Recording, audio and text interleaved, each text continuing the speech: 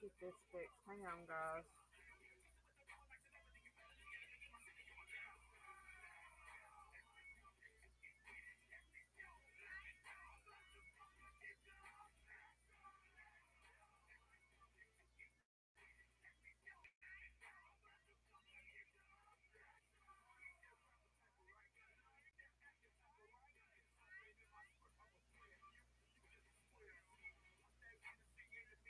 Hello.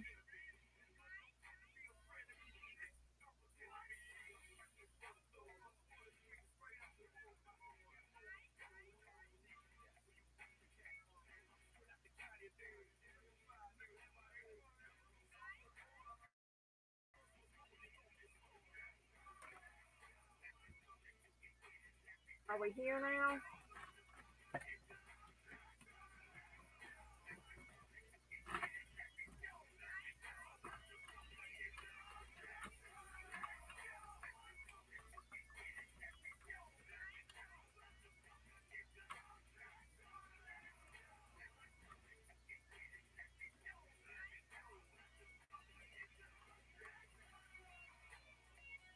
Hey.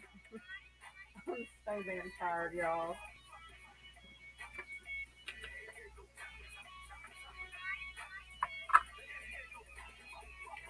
My damn kid came in here and took the webcam, and I didn't know it.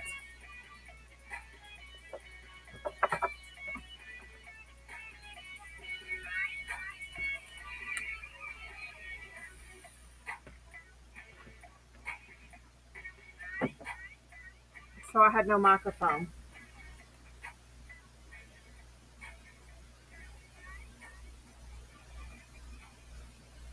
Freaking whatever. Whatever, man. What are we doing tonight? How's everybody? I am medicated. I have my solo cup full of Moscato.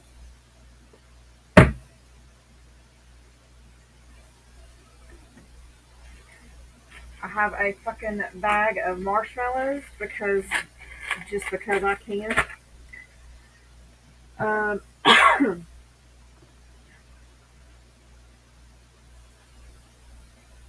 me get back over here.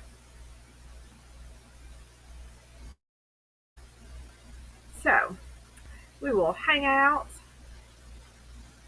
chit chat for a little bit.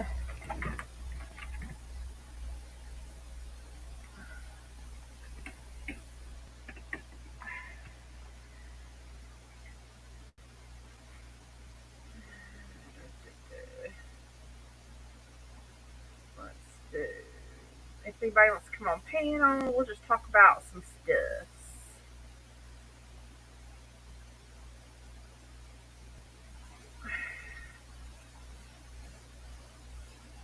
Cause yep, I fucked my back up.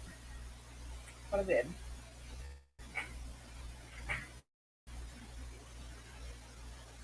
I did it.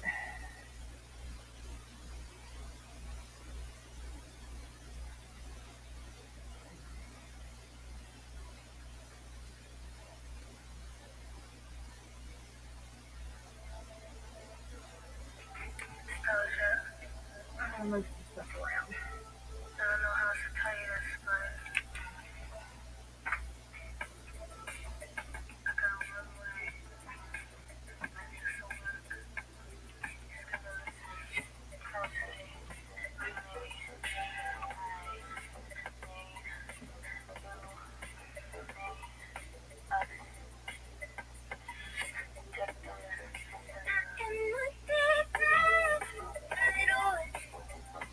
Oh shit. I didn't do that.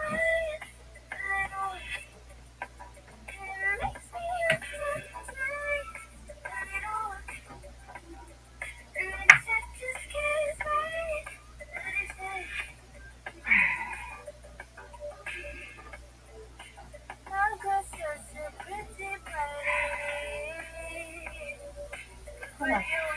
I'm not puffing and puffing. Sorry.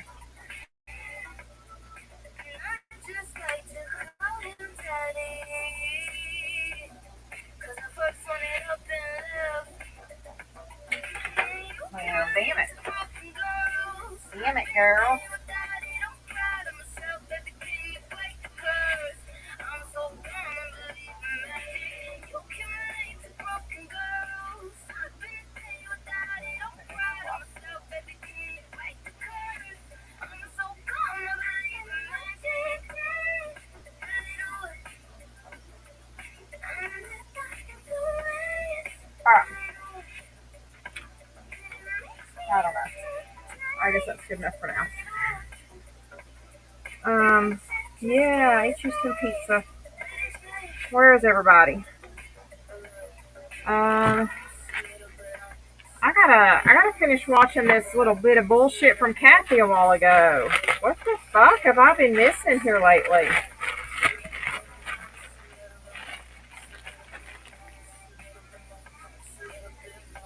So guys, I had an idea. Tell me what y'all think. I think me and Not a Hater need to start doing a podcast together. What do y'all think? Hey, Katie, honey bunny.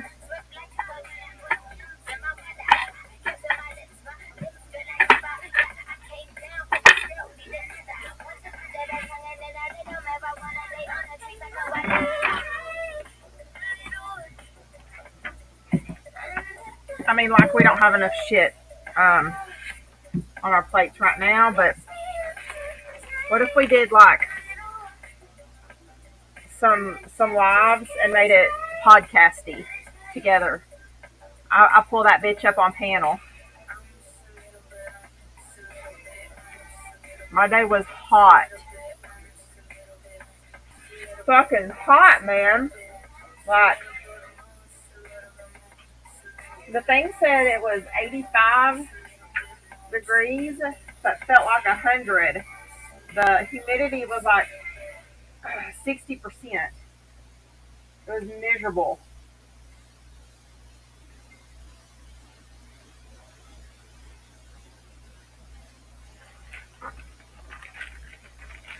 And I hadn't even showed y'all. Here, let me see if I can get them up on screen. Hold on, let me move these pictures over to my Google Drive.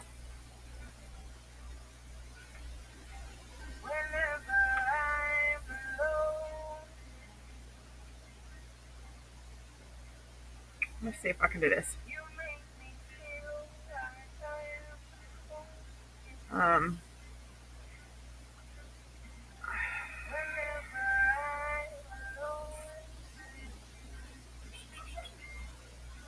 what are these fucking dogs barking at? Bob, I know. I haven't watched her in several weeks. And I come in and everybody, I need to holler at Maria and get her over here so she can catch us up.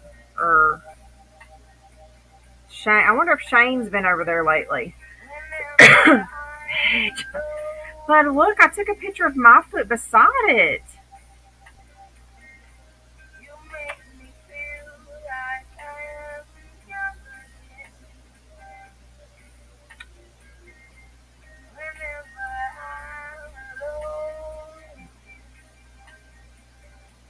Okay, let's just do this.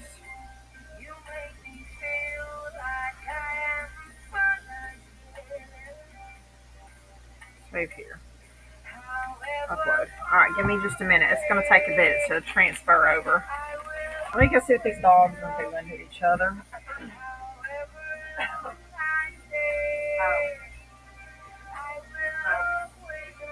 I guess Cairo is fucking with Tucker. Oh, God. I need to bring. I need to bring my heating pad down here. I actually need to go get an ice pack.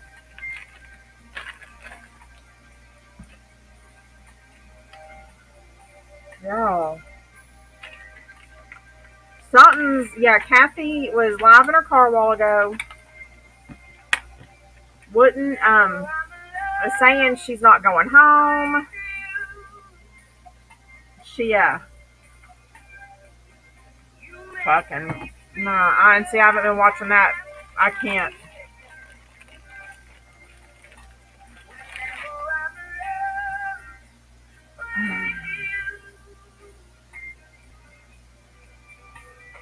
Okay, Adele. Let's move to the next one. Sorry, love. I can't redact that. Not the mood I'm going for. You went outside?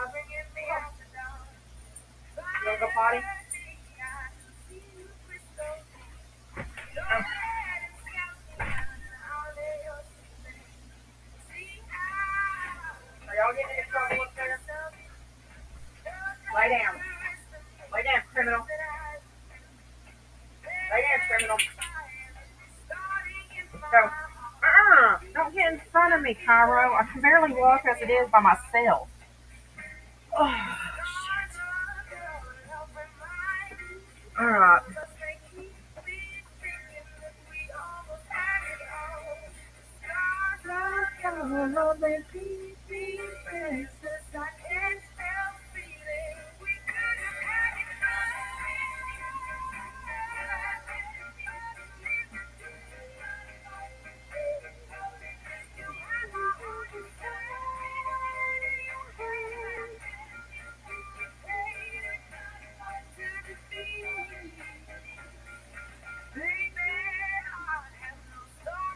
Well, now these assholes are gonna come down here and wrestle like it's WrestleMania in here.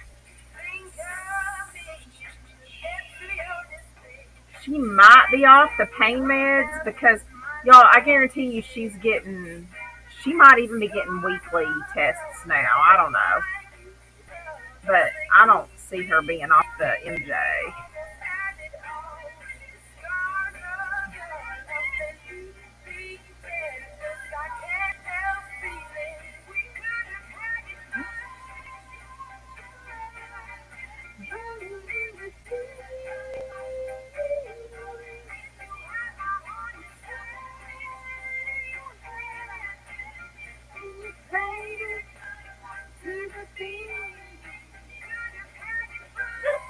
Oh, he wants back in.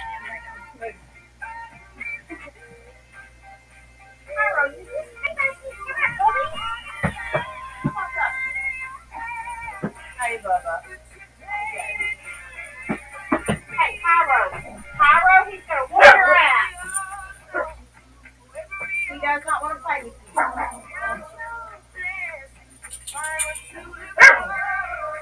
You better leave him alone or he takes a piece of you.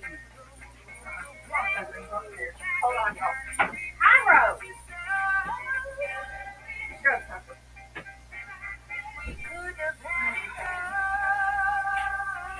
Damn.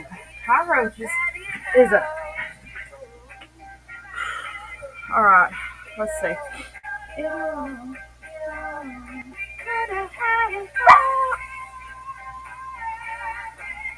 Don't talk to me with that tone.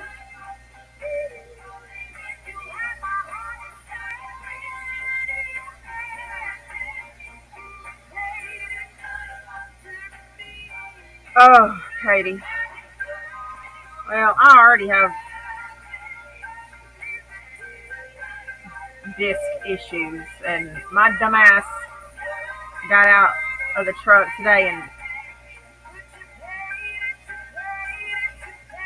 moved some trees.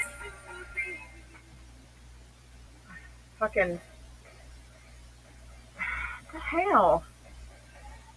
Video extension is required to display this file. No, it's not. Cairo, knock it off.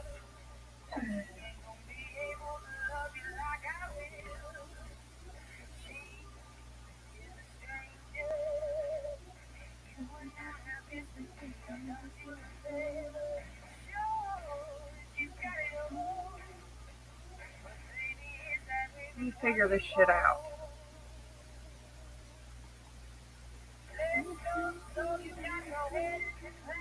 I don't want paint. Why is it?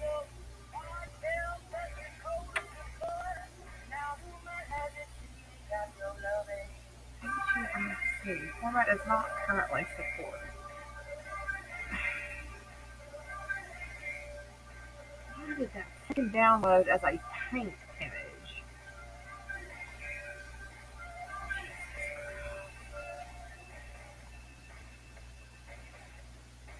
I swear. Hi, honey. How have you been? Long time no see, Merle. Everybody say hi to Merle.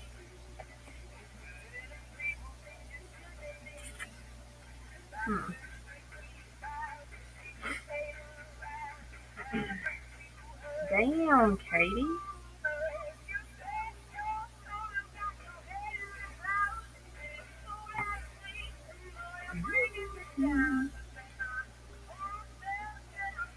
hope somebody stomped that fucker's head in, Katie. Rumor has it.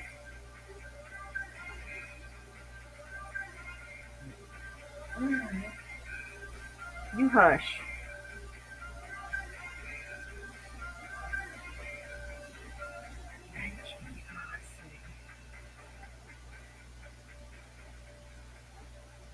Let me change that to JPG.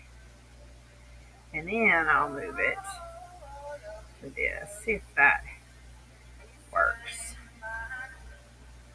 Well, 8 months doesn't seem like enough, but nope. um,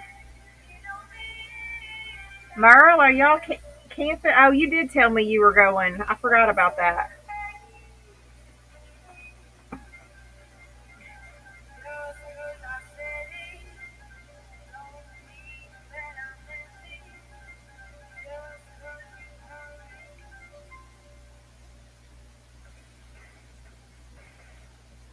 Are you having fun, Merle? Cairo? I swear to God.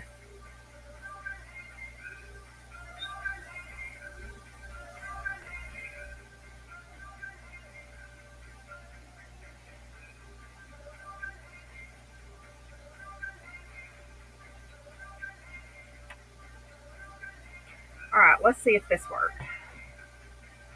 No kidding.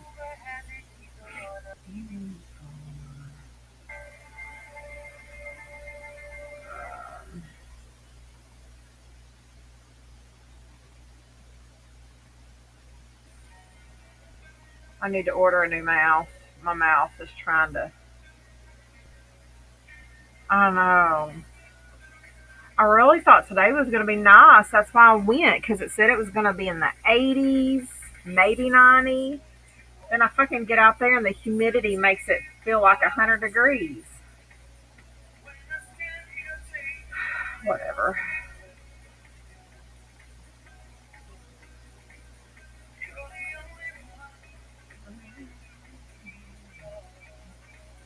Here we go.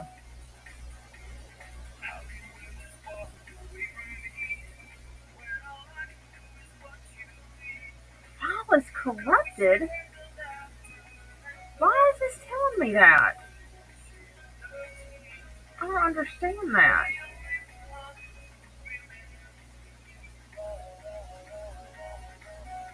Photos can't open this file because. Uh,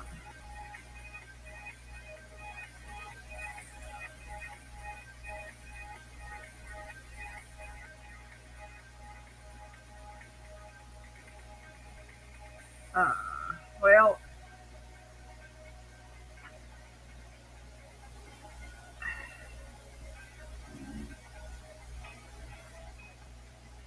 I don't know what's going on. This is about to piss me off.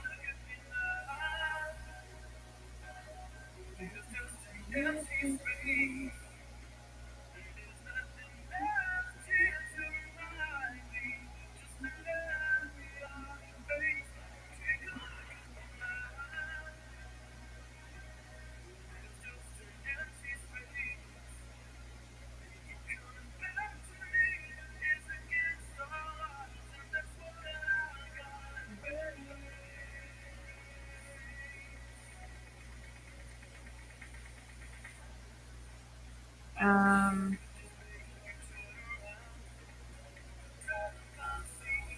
I'm trying to figure out how I can share my screen. Um, Yay, that sounds fabulous, Merle. Well, not the shower part, but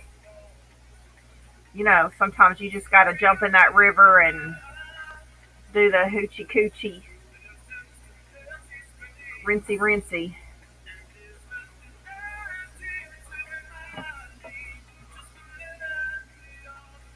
Thank God for baby wipes, huh?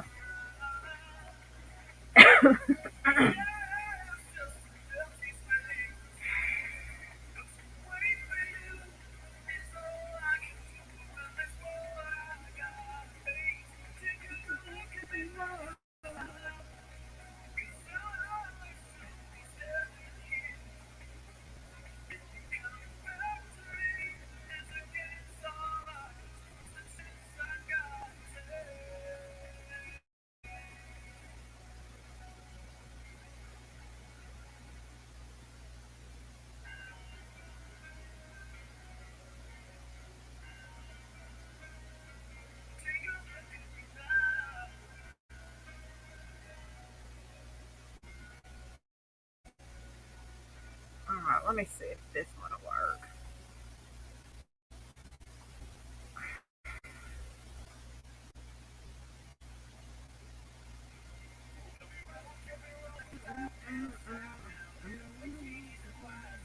Ah, it worked. Okay.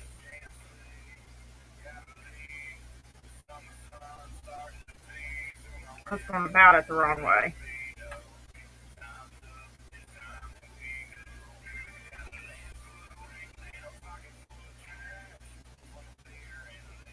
Okay.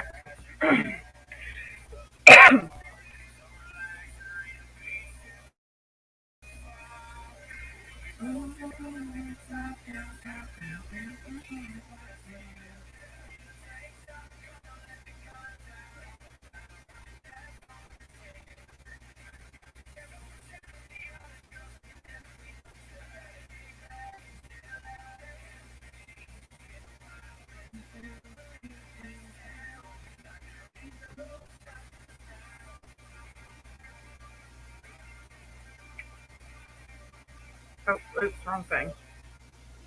No, I don't want to do that.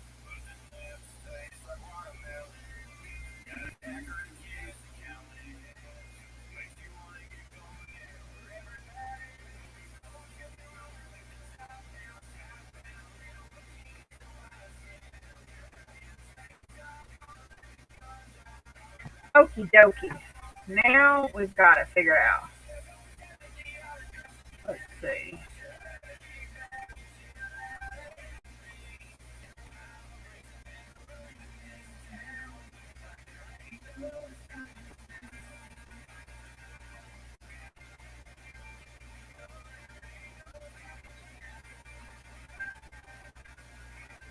Hey, y'all ready to be freaked out?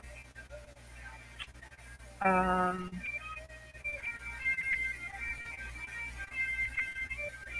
Baby Shark. What do you mean? That's Kane Brown. Hey, Mark. How are you? Are you home yet? All right. Why is this so choppy? This is why I had the other. Let me get over here to share my screen. Share screen. Okay. Google Drive. Make sure nothing on here that can't be showing y'all my Nike pictures that I share with us and not a hater.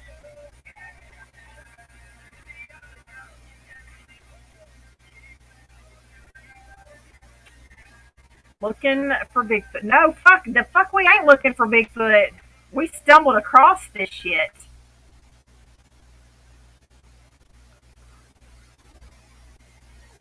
Oh, are you having a good time?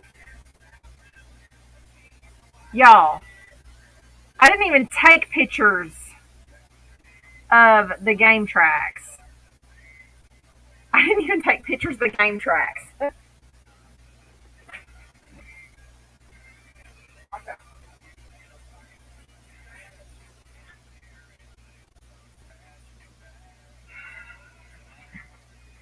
As soon as my kid, oh damn, that was my elbow. As soon as my kid gets home, I will get the other camera hooked back up.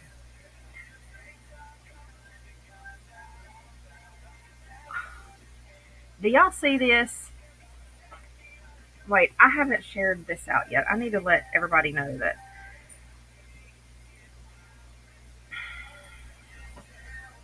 I bet Taco doesn't know we're live. We got some other stuff. You two don't start back there.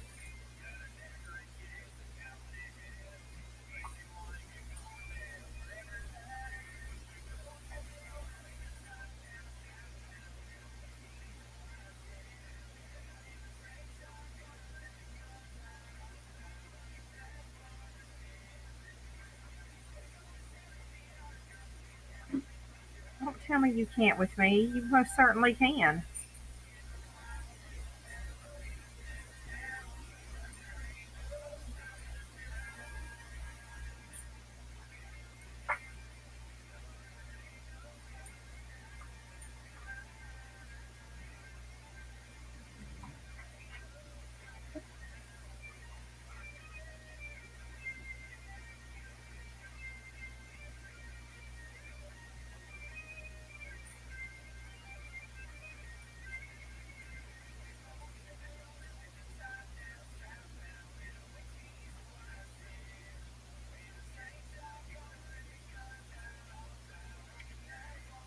Oh my gosh. No, that there's a pair. Hold on. Hold on just a second.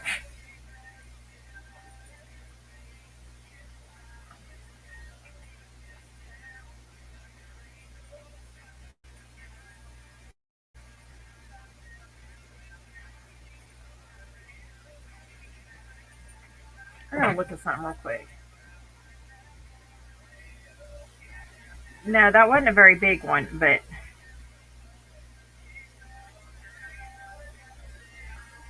I'm gonna tell y'all about that. Sorry. The fuck?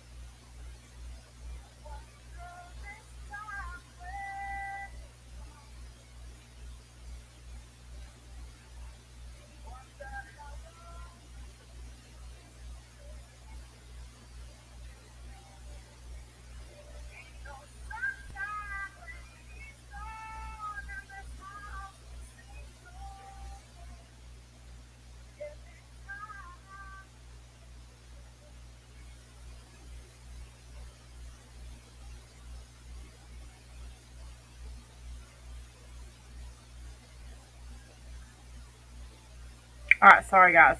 Okay, so here's what happened. What had happened? That's the footprint. Anybody that was not on my live earlier, shit, my wine is hitting me hard right now. That is one of the footprints. I went out to my hunting lease earlier today to do some stuffs, and I was looking for some game trails, trying to see, how much traffic is going around in my spots and that kind of stuff, how big they are. I got so freaked out by this shit, I didn't even get pictures of my trails, tracks. Um, I don't even know. Nothing that I've missed everything this week too, sweetie. Um, so I'm looking at all the new tracks in my spot, getting excited and shit. And there's these. Hold on, let me get. I come across these. This is what I come across, and I stop and I turn back and look, and I'm like, well, no. The first time I walked by them, I thought it was just boot prints. And mind you, all these tracks, even though there's obviously grass on top of it, they stepped on top of the grass. But these tracks are, I'm gonna say, within a week, okay? Because they're since the last rain out there. And I walked past them first, thinking that they were boot tracks, and went right over to the muddy spot, looking at all the new game tracks where it was still wet. And as I was walking back over towards my truck, I looked back down. I'm like, y'all, my fucking blood ran cold when I realized there's toes.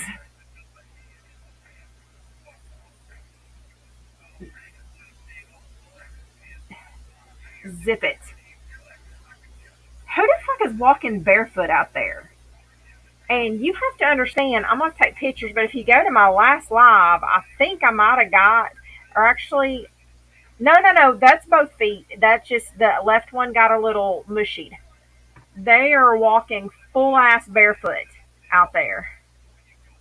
Didn't nobody lose a boot. Both of those footprints are barefoot. Somebody is walking barefoot in my woods back there. And it's not like, I mean, this ain't nowhere near civilization. This is out in the middle of nowhere. Bambi does taste good. She just don't even know. I can't even begin to tell you, not only is this leased property, this is way the fuck out there away from anything. Like, this is not near a gas station. This is not near nothing. The nearest gas station from this place is probably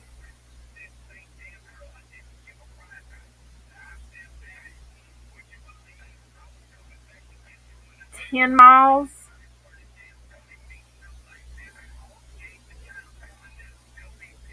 maybe, like up the interstate. I'm saying as the crow flies, 10 miles is what I'm thinking. I couldn't even tell you. So you, I ain't touching Bambi. Bambi's illegal. Bambi's mama and daddy are what we want. On top, no, no, not out here, not out here. Uh, it was just the one set of footprints, though, Mark. This is a private, well, this is leased property. So now I did see somewhat fresh tire tracks, but there weren't any like footprints around it or boot prints around it. It's like somebody drove down one of the roads, but I could tell that those tire tracks were more recent than these footprints were.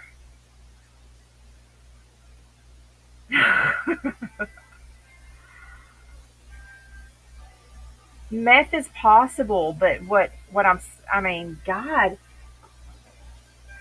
you got to understand where the hell we were. I mean, where this is. This is way the hell. That's a long ass trek for a meth head.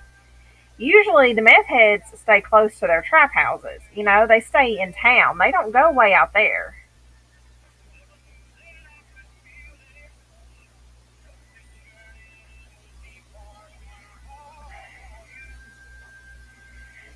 Now, this isn't real far from the interstate either. So, this is like the middle section of the lease. There's a south section, there's the middle section, and there's a northern section. Well, I mean, there's tons of area. There's hundreds of acres, hundreds and hundreds of acres of this lease. But the areas that I stick to are these like three main sections. It is too hot for shoes, it was, but they walked right through this little intersection and right into the super, super thick brush, into the really thick, overgrown woods. So it's like even the homeless are going to find shoes somehow. You don't go walking through this type of vegetation barefoot. It's just weird.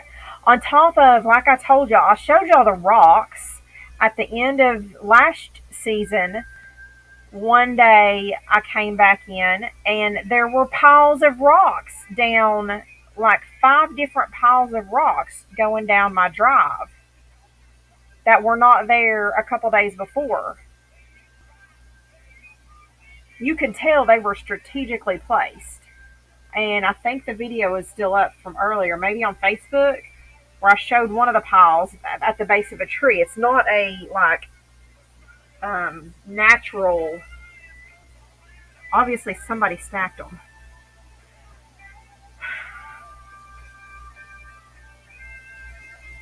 No, I get that, but I don't. You have to understand where this is. Somebody on drugs is going to stick close to where they can easily get their drugs, even homeless people. Okay? They ain't getting them out there. And to walk to anywhere that they could get them from there would take them a freaking day.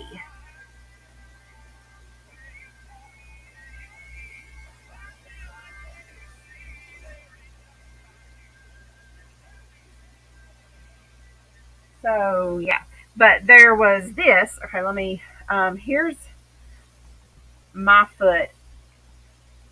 This is my size 8 shoe, and these are my hiking shoes, so they're a little bit bigger than normal because they're like bulky hiking shoes. But that's a women's size 8 besides the footprint. I don't know. It just freaked me the fuck out when I first saw it. You heard my voice when I sent you the voice messages. I was, Urgh. And I found where the footprints were coming from and going into. And I'm telling you, they walked right into this super thick vegetation. They walked into the woods where I wasn't even walking into dressed like this. Hell, I wouldn't even walk into that thick area in hunting season. It doesn't even thin out in the winter over there. The area that they walked into is where I was showing, I don't know, the girls that I was talking to earlier aren't here, is where the coyotes were barking from. Um, oh God, Bob. We have a lady with a mental health issue in our town that is, people call her the rock lady. She puts rocks around town. You can knock it off. But yeah, there was last year somebody had stacked. Um,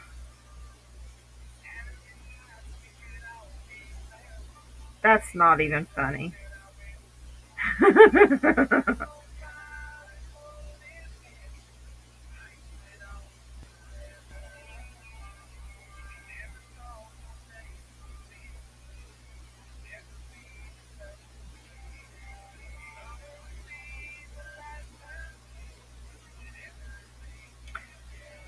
I don't know. Fucking freaked me out. Okay, so then there was this where I had their barefoot footprints um, on the first part, and then we go over to the second part so I could check out where I go up in my tree stand.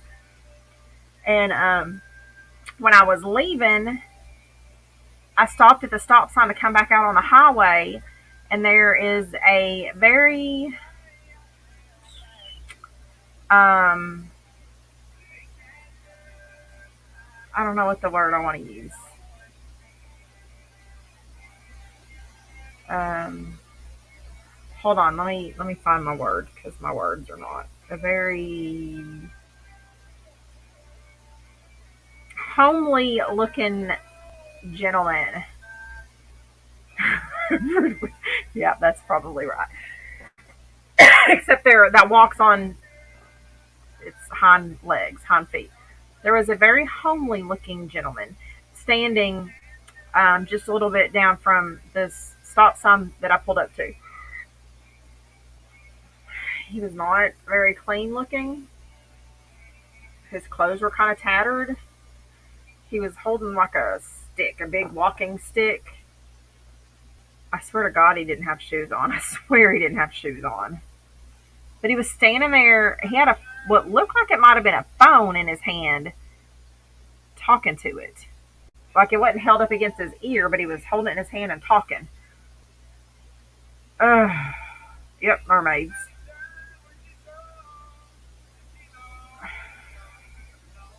You saw all the wonderful water we had out there. Definitely those mermaids.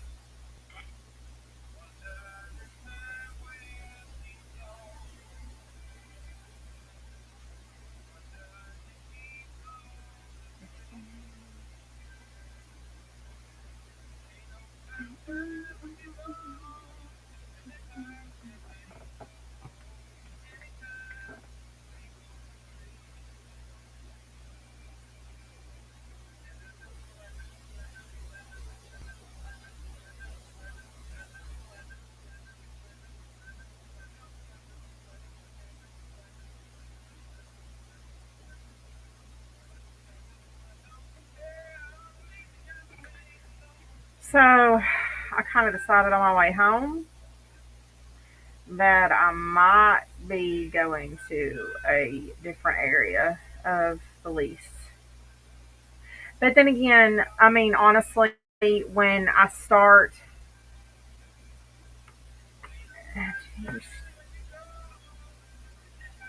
fuck, what?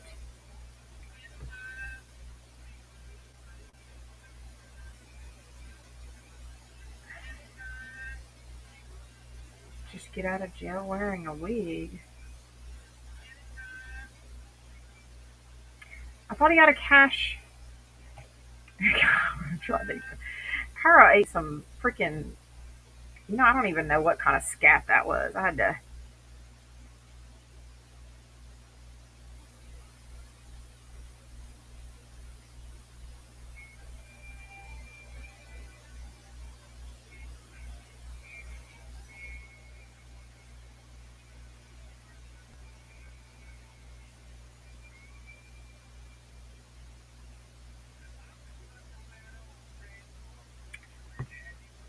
Hell, Cairo will eat anything that won't eat him back, though. Cairo ate poopy in the woods. I hope he doesn't get the poops. I probably need to worm him, actually, after what he just did. Do I have any wormer? I need to go to the farm store tomorrow and get some wormer. He ate all kinds of weird shit in the woods today, so I probably do need to worm his ass. All right, here's what we're gonna do.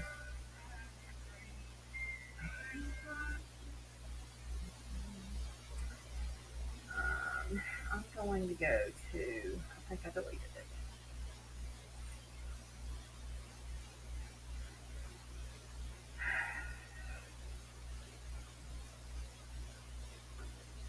So there's my story for the day. Um,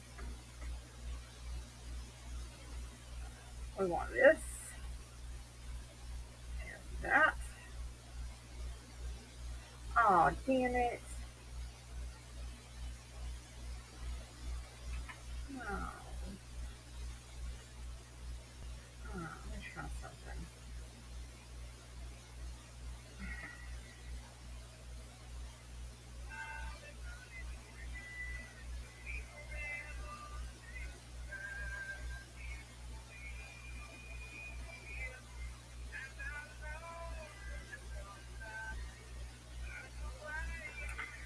Hmm.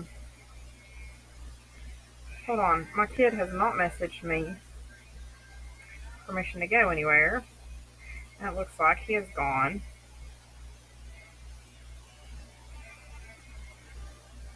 Where the fuck is he? County Road. What?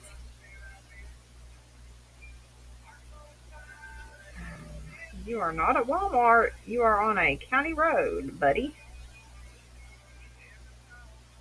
Hang on. Gotta ask. His dad's not here. Back.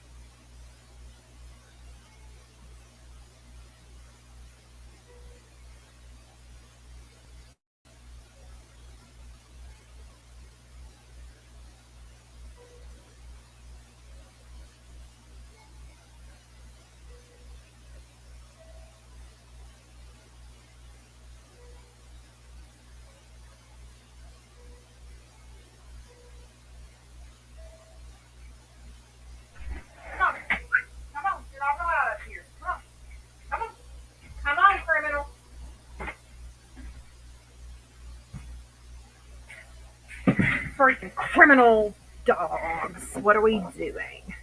We are tickling each other. Um, it looks like they stopped and stood there, honestly. Debating. Oh, yeah, that's it. Hello, Babs. Um,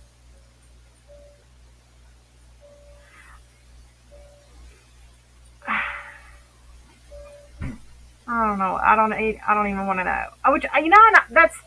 I don't think it was the guy that I saw coming out from the other side because he was a pretty decent sized dude. These footprints are too small to have been that dude.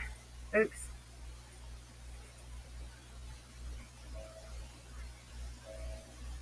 But yeah, it looks like they stopped and stood there as deep as that went. Because the other ones where they were just walking are not that deep. Those went really deep in that mud. So I think they stopped and stood there.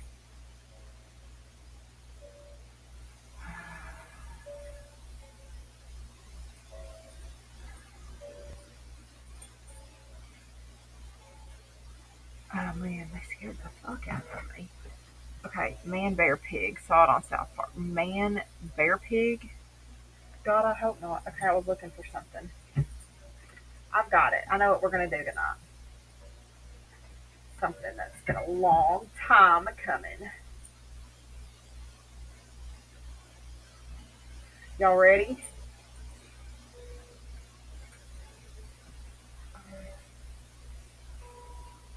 All right. Um, not a hater. Are you ready? Who's coming up on panel?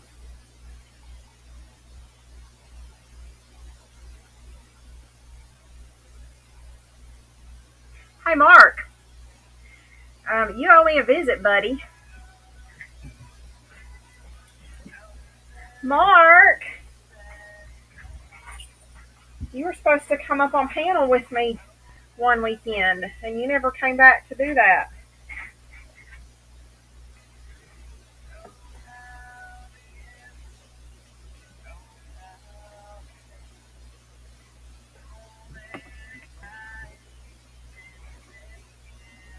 Oh, we got to get Taco here though. I still haven't gotten a hold of Taco.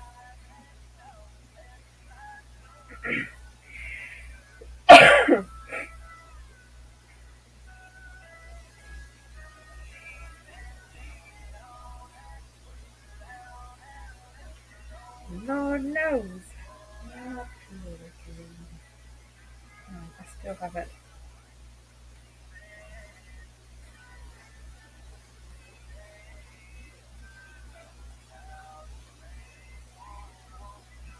Did Diana get put back in the hospital? There she is.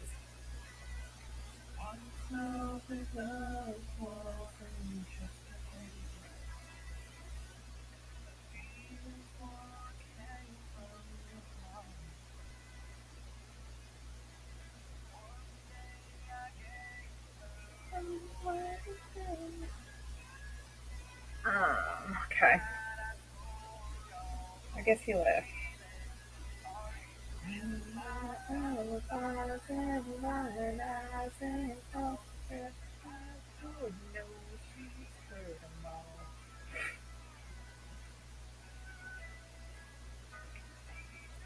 Cheated on and pushed down and left alone. Lord knows what I put her through.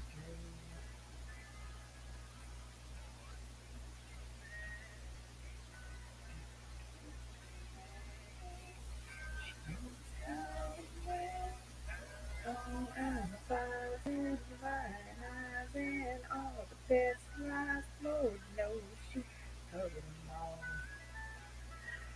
Oh, shit. In the special hospital?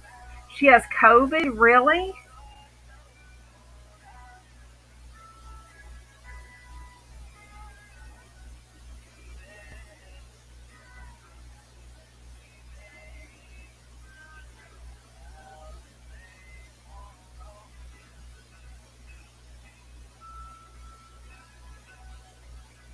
Wait, where'd you see that?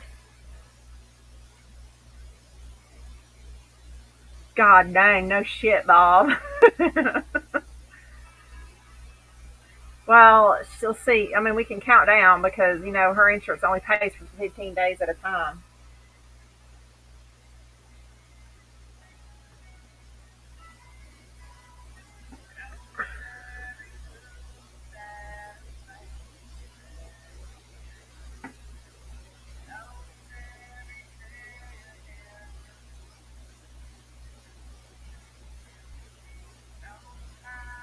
She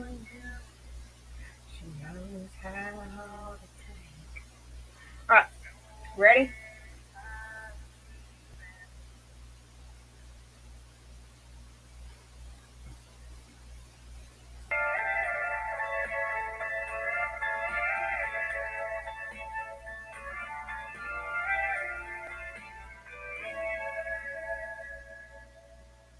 You're looking a little green there in your picture. You might want to get that checked out. What do you want? You want outside?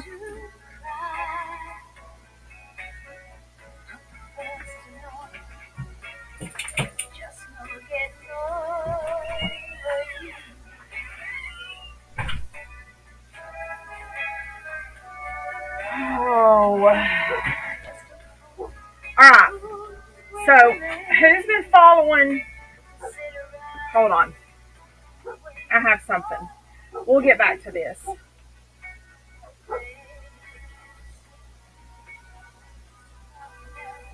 I have something I want to talk about. Hopelessly devoted to you. I gotta get something soft in the background for a minute. Um, let's do this.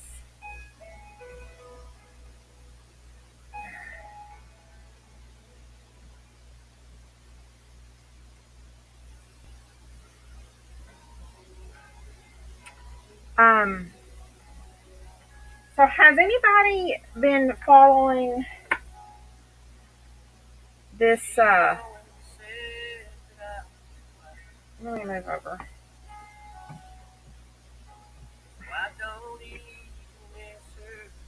Let me get this pulled up. Hold on. I don't know if I'll be able to open this stuff up on my computer here. Yeah, no shit. Um,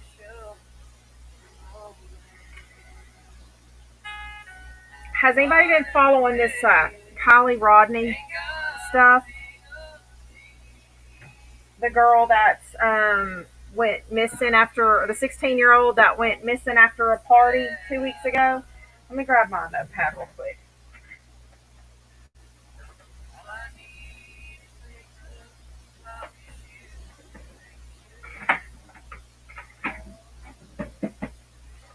I know we were requested uh, a work live, but man, I'm just wore out from today. So let me get one of these notepads.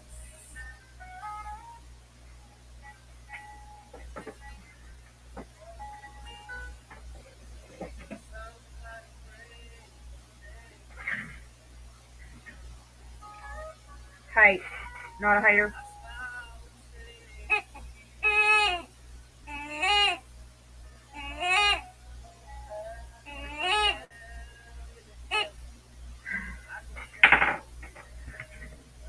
My little dude found my dough call yesterday and was running through the house screaming it.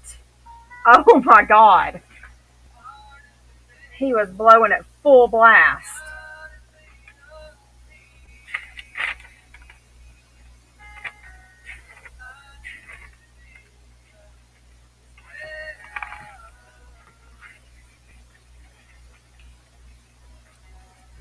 Well, I couldn't. I was trying to be quiet with it. So, y'all want to talk about that or no? Oh, I know what I was. I did.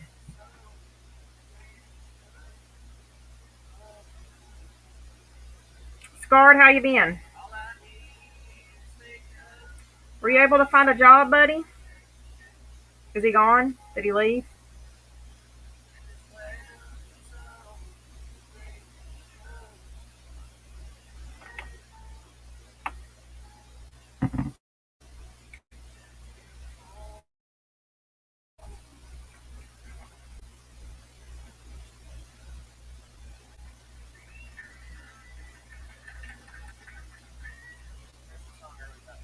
Oh, your gosh, what?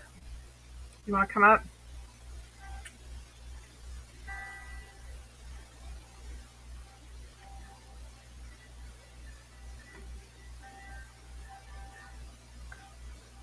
Have you seen where Ryan Upchurch has gotten involved? It's like there's been a whole big thing.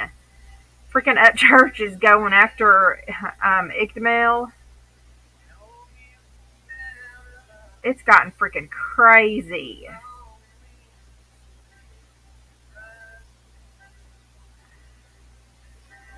Have any of y'all watched any of this stuff? What did I do? What happened?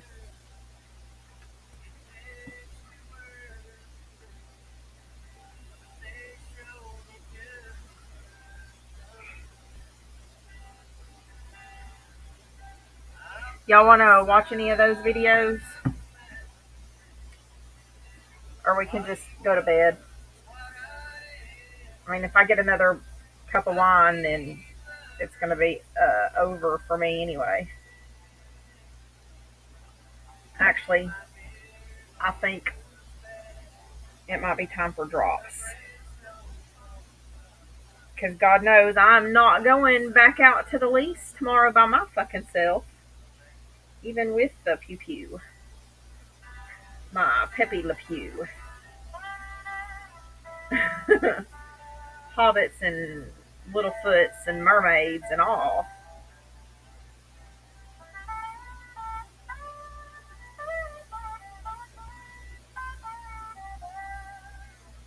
Well, I got some really, really cute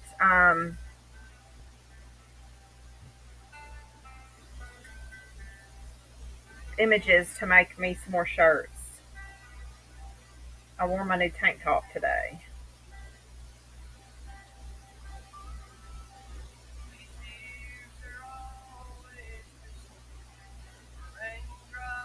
Give you, um,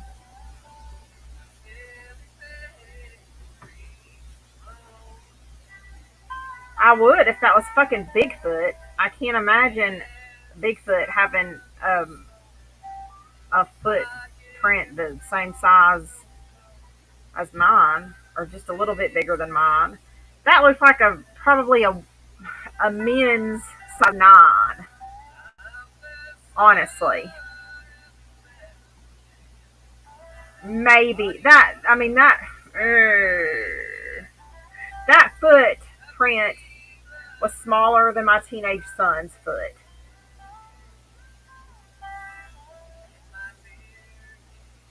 I'm gonna estimate that around a men's size nine, maybe a 10.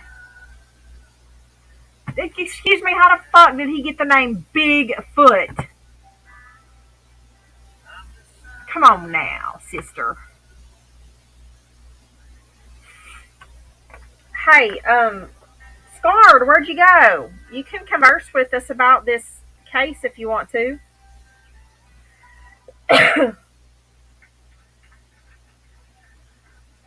We won't pick on you about your green complexion. We'll be nice.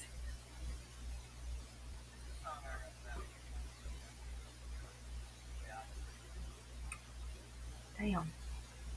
Besides, I wouldn't shoot a Bigfoot. Like, um, oh my God, were you in my kitchen the other night? Seriously? Did we have that conversation? Did we have that conversation? I'm a little bit buzzed right now. Did we have that conversation a couple weeks ago?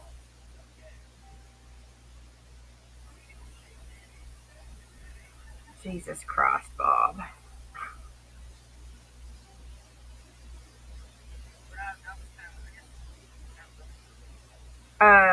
Yeah. When we went to the orthopedic a couple weeks ago, remember he just got back from, uh, where did he just get back from? He just got back from Iceland. Yeah. He was fishing in Iceland. And we were just talking about that. Because, yeah, I talked to you about that. Yeah, we did. Because you and I were talking about that because I said they had just gotten back from a trip in Iceland, fishing trip in Iceland, and his several people that were with him had tested positive for COVID. So he was wearing a mask in there with us. Remember? And we talked about that. We said, why is Greenland Greenland when it's ice, and Iceland is Iceland when it's green?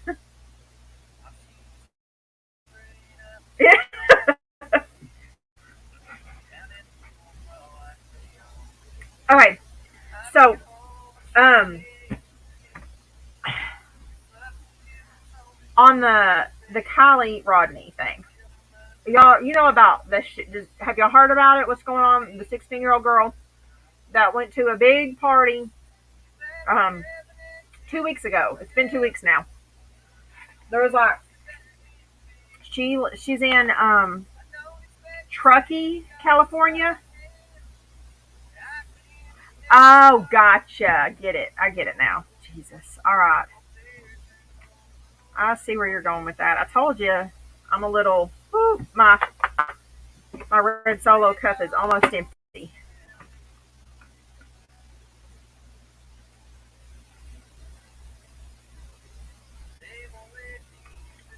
Um.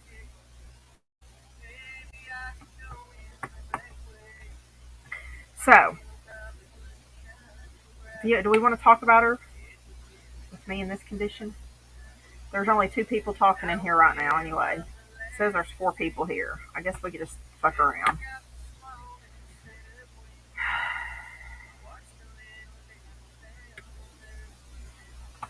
I guess she's 16.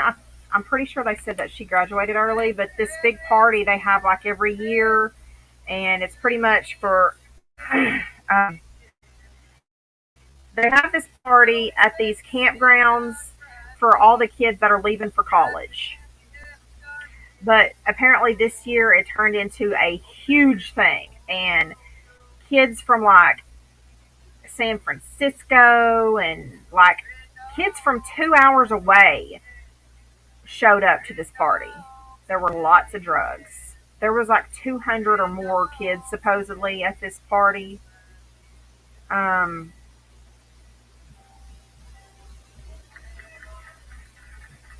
anyway, super sus the way she has disappeared. I can try and play some videos if we want to go over some of that. I wish some of the other ladies were here. Um, Nobody is coming forward with anything. One of the girls that was supposedly with her is being really, I don't know. There's several people who are really suspicious of her. Okay. The way she has put herself in the middle of everything and super involved, and she's holding these peer to peer meetings so that if any of the kids don't want to go to the police with what they know or don't even want to call, there's hotlines set up where you can call tip lines and leave tips anonymously. But this Sammy girl has set up peer to peers where they can all meet and kids can tell her anonymously and then she can turn the information over to the police. It just doesn't make sense. Um,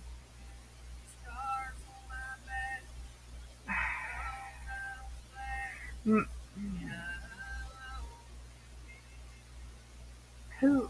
Somebody just subbed to me. If you're here, you can say hi. Welcome. Um, Thanks for the sub. Appreciate it. Um, so Upchurch has put up his Hellcat for anybody that does come forward with information that leads to finding her. If somebody takes information to the police that leads to finding her or finding the people that have her. Well, hello, Anthony. Was that you? Welcome. Um, Upchurch said that he will personally deliver his Hellcat to that person that can lead them to finding Kylie. His he's got like I don't know $100,000 in this car.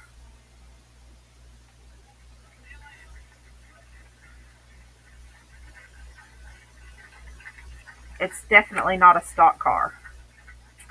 Um, but Adventures with a Purpose have gone out there this weekend and we're diving today. I haven't seen any updates on them, but they were diving in. I know there were some quarries near the campgrounds that were in question, and usually Adventures with a Purpose don't go on any active cases. They don't do anything that is under 3 months old. But they have joined this one and they were diving today. I was too busy with all this other stuff. Um, Thanks for joining us. Welcome. So that's just kind of a roundabout. And now there's like weird drama between Upchurch and Igdamel,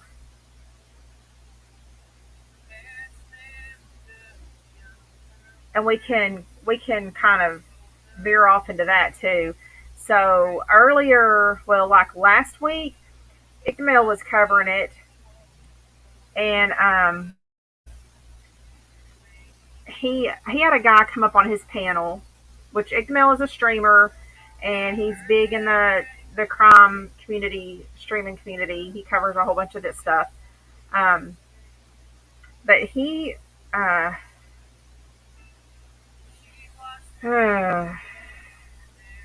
so I have my Bob. I kind of go back and forth with him. He has a big mouth. He runs his mouth a lot. He's a hothead, but he does also do a lot of good for a lot of people. He helps people. And I think he's young. Well, he's young. So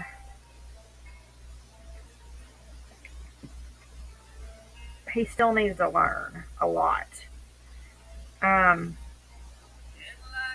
I just try to look at the good, that he does. I'm not like a tried and true fan of that church, but we all make our bad calls. If he could learn to cool his jets and control that mouth of his and stop and think before he speaks sometimes, then things could turn out differently for him. But just the fact that he does things that he does for people, and he doesn't do it for he honestly he could care less about follows or likes or clout or any of that shit. I mean, he's a just a hometown country boy, and he does what he does because that's what he likes to do, and he helps people that he wants to help. So anyway, that's kind of my view on him. If it weren't for the fact that he does good for people, I wouldn't look twice at him either. Just because he's a loudmouth punk the rest of the time. If he was one of my kids, I would have done told him, you need to shut up. Sit down and shut up every once in a while.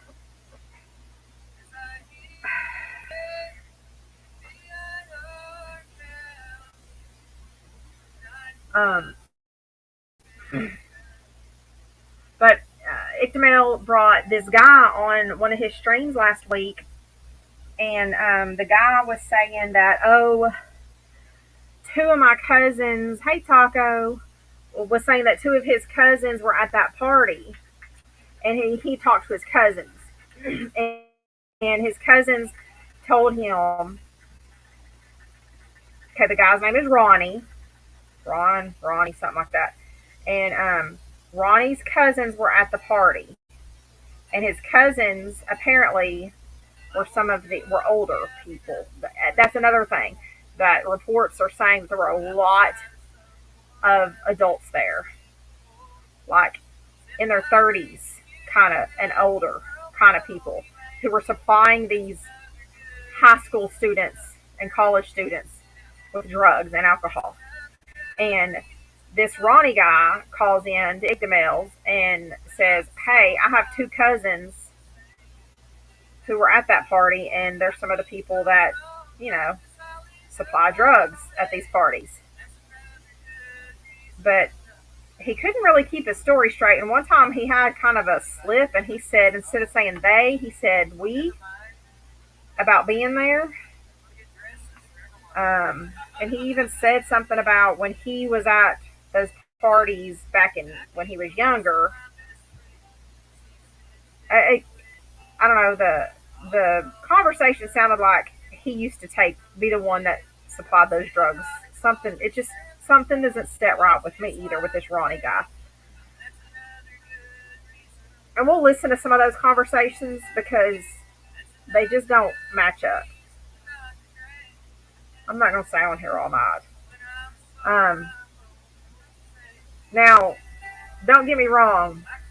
Up Church is putting some dominoes together that don't go side by side with this whole um, Ictamel and Ronnie and Kylie shit. And I think he's fishing in the wrong pond when it comes to that. And he's gotten distracted. Okay.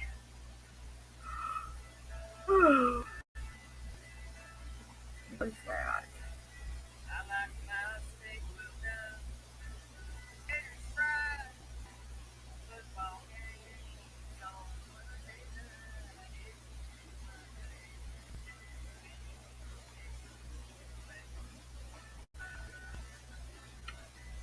I guess we need to start doing more lives. We've lost some subs in the past few weeks, huh?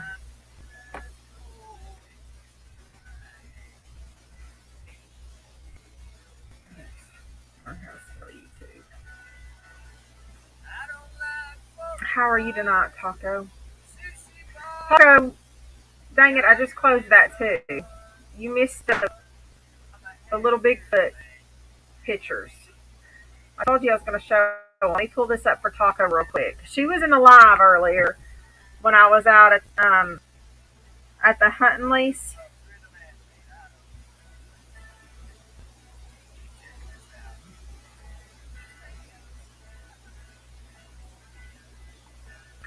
Hey,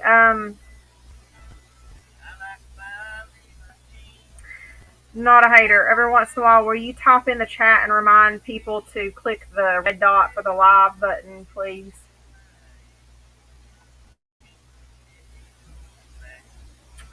So, Anthony, how did you find us? Is this your first time here?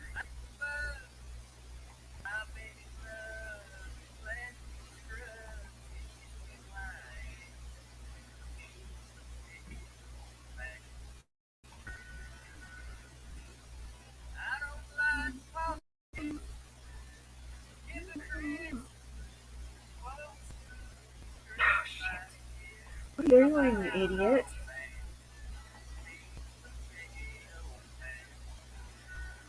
I actually like a couple of his songs. Meat and potato. Um,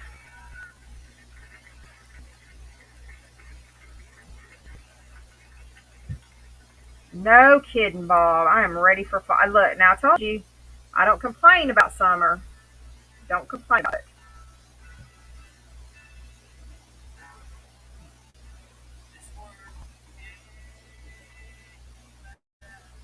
Hold on, I think my son's here. I'm gonna.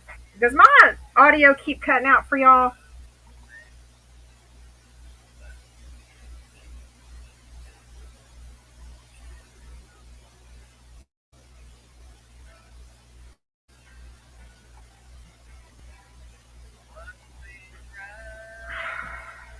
No. Okay, it's cutting out for me. I listen. I listen through my phone also, just to make sure everything stays smoothly. And I keep getting a cutting out. It hears me fine. Alrighty then.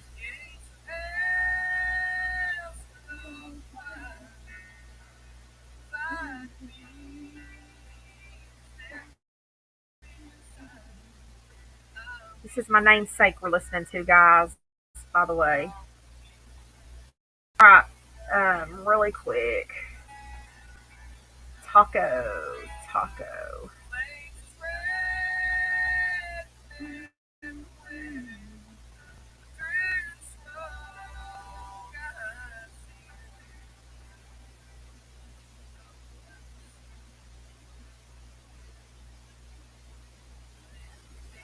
That's them tacos.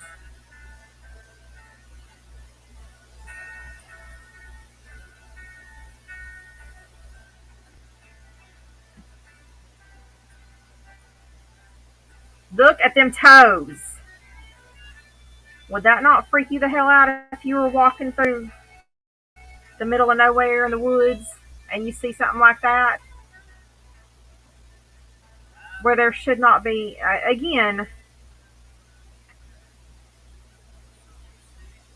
I walked past them the first time and I didn't really pay that much attention to him. I thought it was a boot print.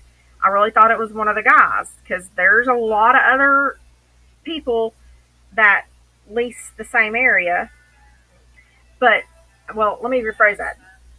I mean, there's other people that pay to lease this place, but right in this specific spot, when we hunt, there's not many people that hunt this specific plot.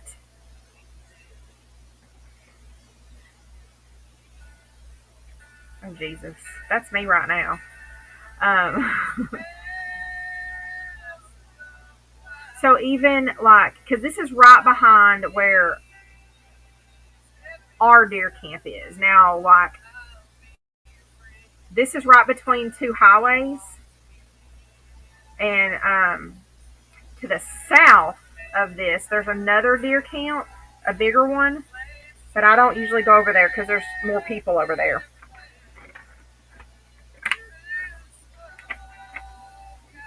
Hey, I mean, as long as they're not armed, I'm fine. But let me. Oops.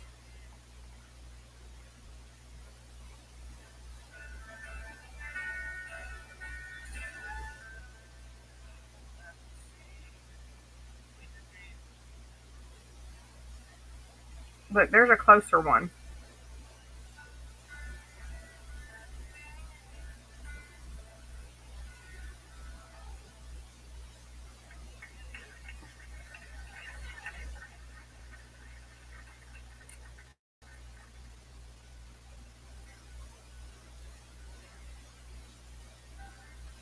So anyway, Taco was on the live with us that were when I was live um, out there earlier when I was talking about it. I couldn't show it because I wasn't connecting. But that reminds me. Let me see. I have looked at how do I get this out? Changing providers, phone providers, cell providers, or whatever. And I was told that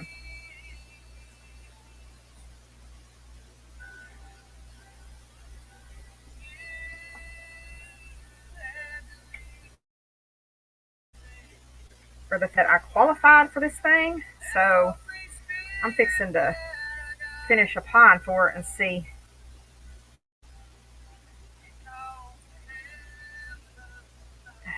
I'm gonna use my IDs here and see if I can't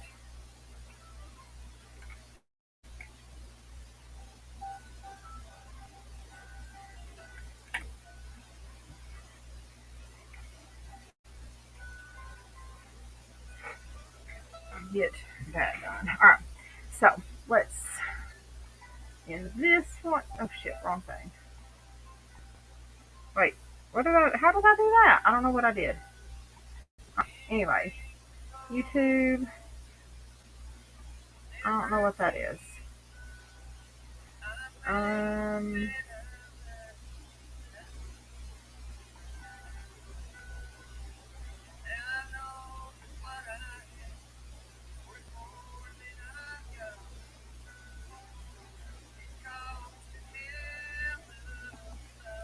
Hold on, I gotta add an account on here because I don't have it on here. Um, Add account.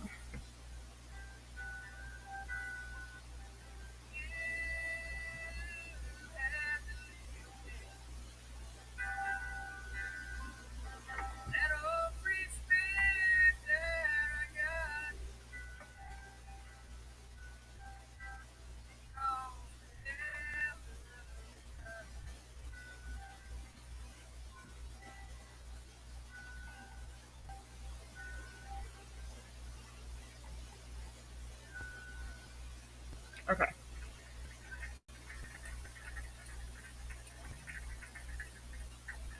Duty Ron is live about her right now.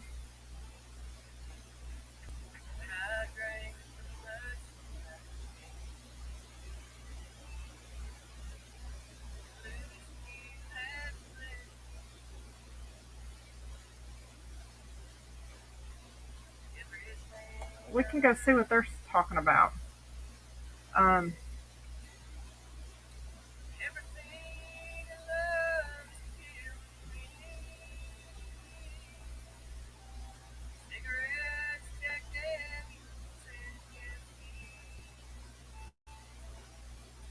Adventures with Purpose. Join.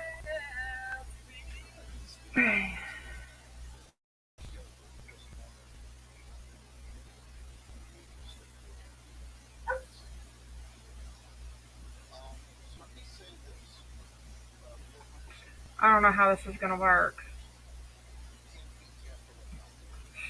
Bob, that's not cool at all. Not cool. Not cool.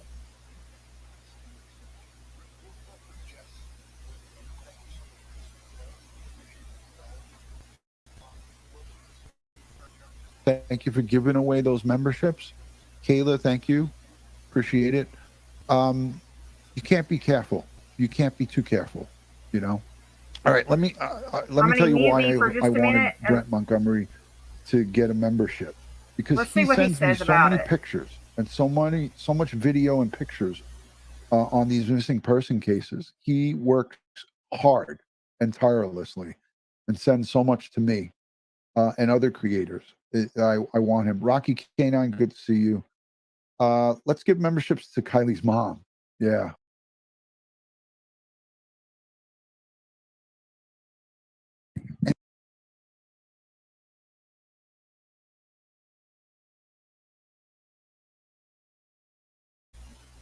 You know what? I'm just gonna start over. I guess. Let's see what he's got going on. This is probably gonna mess me up. And and I can't say how impressive that is. And I call it as I see it, folks. These guys and girls, and I know that there's probably women behind every great man is a great woman behind them. So I'm sure that Jared and his whole team has women behind them as well. So these great men and women, I don't know enough about their team, but I can just, with a good sound mind, say that there is a good woman or a few good women 6 folks, men and women, are going to be out there searching, their boots on the ground. I believe Okay. they've touched down We ain't. today. Well, we're gonna find something else.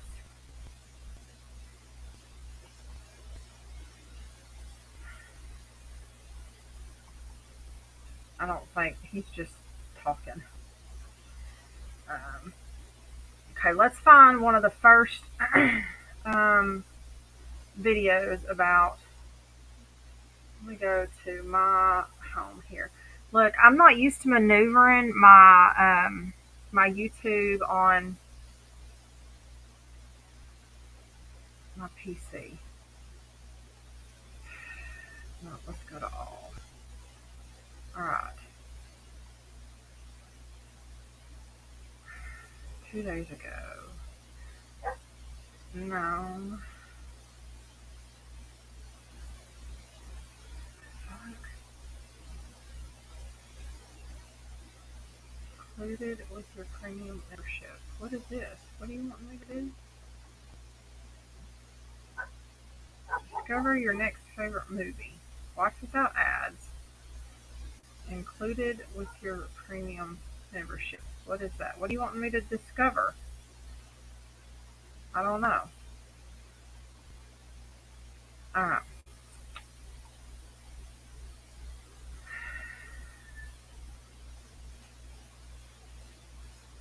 Um, I tell you what we're gonna do. I bet let's go to 10 to Life and get the original um,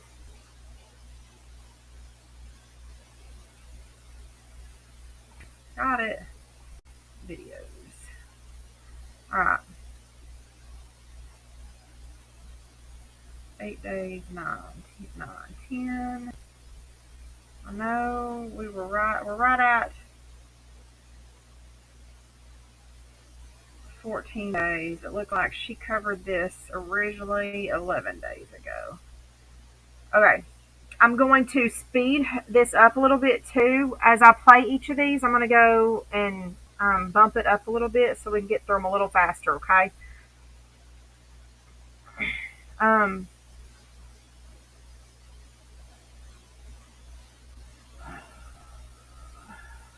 I really like this girl. She's probably one of the best streamers that I follow that are out there. Yeah. Oh, excuse me. Bob, we love you. Now, take your clothes off.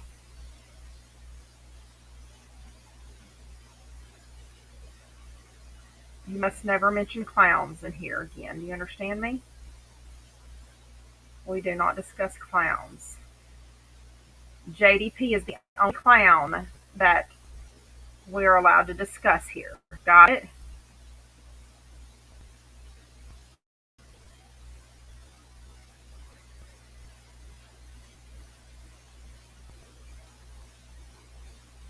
At least for now, until we think of something else on how to introduce this channel. But basically, this is a true crime channel. And we talk about everything true crime, current cases, cold cases, ongoing cases, super mysterious cases. We're breaking it all down here. So if you are stopping by for the first time, you've never checked out this channel, you've never heard of this channel, that's okay. I hope you enjoy today's case video and consider subscribing to see updated videos and new cases in the future. And for those of you who are returning 10 to Lifers, welcome back. As always, I'm so happy to have you guys here with me today. Now, guys, I'm just going to get comfy here with you really quick. The case we're talking about today is one that's happening right now. And before I get into the details, I'm sure many of you guys have heard of it. Some of you may not have. It is extremely, extremely important that you share this link. And you'll understand why as we go through it. Share it in your group chat, share it on your social media. I don't care. But please share it because we have to get the word out there on this case because there is somebody out there who knows something. And you'll again understand exactly what I'm talking about in just 1 second here. Now, over the weekend, a 16-year-old girl seemingly vanished in the Tahoe area of Northern California. Truckloads of people have gone out frantically looking for this teenager, with multiple agencies joining the search, including the FBI. And the circumstances are bizarre, complex, and it's just making everybody ask, where is Kylie? So guys, let's get right into it. Consent to Life with Annie Elise starts right now. We are taking a quick break in today's case to have a word from our sponsor. Magellan TV is a new documentary streaming service, and they have over 3,000 documentaries available to stream. They have all different types of genres, and they're adding new releases every single week, up to 15 hours of new content every week. So they have all different types of genres. Like I said, you can watch things about history, about true crime, about food, about animals, whatever it is you want. I, of course, am always in the true crime section. That's just where I go by default. That's where I'm always at. And there's a new one that I just popped into my queue that I'm so excited to watch, and it is called Detectives, My Killer Case, where it talks all about real life crimes that took place in the UK. They have police reports, the CCTV footage, I mean, the works. So I can't wait to watch that. And what I absolutely just love about Magellan is you can watch those documentaries from anywhere, anytime, on any device. Personally, for me, I always have it up on my phone when I'm like going and getting my nails done, or if I have a few minutes to myself somewhere while I'm running errands or like waiting at the DMV. It makes it just so convenient because you can watch it anywhere. And Magellan is such an amazing partner of the 10 to Life channel that they are offering you a free month-long trial. All you have to do is click that link in the description box. Now, guys, I am telling you, you are going to love this service because you will never run out of anything to binge. And especially now as like the spooky season is coming up in just a couple months, it's like, it is the perfect time to just like get your documentary streaming on. So click that link, get your free month trial, and thank me later. Thank you too to Magellan TV for sponsoring today's video, and of course for being such an amazing partner of the 10 to Life channel. And thank you to all of you viewers for understanding that sponsors are essential to the channel if we want to grow it to a place where I can deliver you true crime all the time. All right, let's jump back into today's case. Kylie Rodney is 5 foot 7 inches and is 115 pounds. She has blonde hair, hazel eyes, and a nose ring. She also has multiple piercings and a tattoo of the number 17 on her ribs. Friends and family say she is kind, outgoing, compassionate, and that she is just so beautiful. Like so many teenagers, Kylie went to a party last Friday night on August 5th. The party was located just a little over 10 minutes away from her home where she lives with her family in Truckee, California. The party took place near the Prosser Family Campground in an area known to locals as the Sanctuary. It's a wooded area with benches, a lot of terrain, logs as a place to sit, and a place where kids would go to hang out and let loose. The start of school is approaching, and it is one of the final weekends of summer, so everybody wanted to get together to celebrate, which was great. Except it made this party much larger than parties here normally are. It was a very big party, and it wasn't too often that these kids out here would have them, and they usually would be pretty small, but this one was very big. There were kids from high schools in Reno, North Tahoe, San Francisco, some people even from Nevada. I am talking people were coming from all over to attend this party. And it was high school kids and college kids, some young adults. And everybody was coming to this party, and it's been reported that there were upwards of over 200 to 250 people in attendance. So Kylie had driven herself to the party, and she texted her mom, Lindsay, at around 11:30 p.m. to tell her that she was going to be driving herself home soon, probably around 12:15 a.m., which would put her home no later than 12:30 a.m. But her friends say that Kylie was still at the party at 12:30. And not only that, but Kylie was no longer having any plans to drive herself home. She apparently had told her friends that she was too inebriated to drive herself home. And friends say that Kylie then intended to stay the night at the campground, like so many other people were, but that they lost track of her in the large party. And apparently because of the fire restrictions in the area, they couldn't just make bonfires and have, makeshift lighting around. So without the lighting, the grounds were very dark, making it hard to see much of anything. Fast forward to the next morning. Kylie was due to meet up with her friends at Starbucks on Saturday morning at 9 a.m. They were going to set off on a camping trip that they had planned, but she didn't show up. And that sparked fear among her friends and was also then her mom's worst nightmare realized, prompting her to call 911. So immediately the investigation began into where this 16-year-old girl could possibly be. She confided in friends that she was too drunk to drive. So did she get a ride home by somebody else? No friend of hers had come forward to state that they gave her a ride anywhere. So could a seemingly friendly stranger maybe have offered her a ride, and could she have gone with them? Or could Kylie have decided to drive anyway and perhaps got into a terrible accident somewhere? The questions were stacking up fast. Some reports were suggesting that she was last seen around 1:30 a.m., but her friends stated that the last time that they saw her was 12:30 a.m. So this narrows down the timeline a bit, but still leaves a large enough space for several different things to have occurred in that window.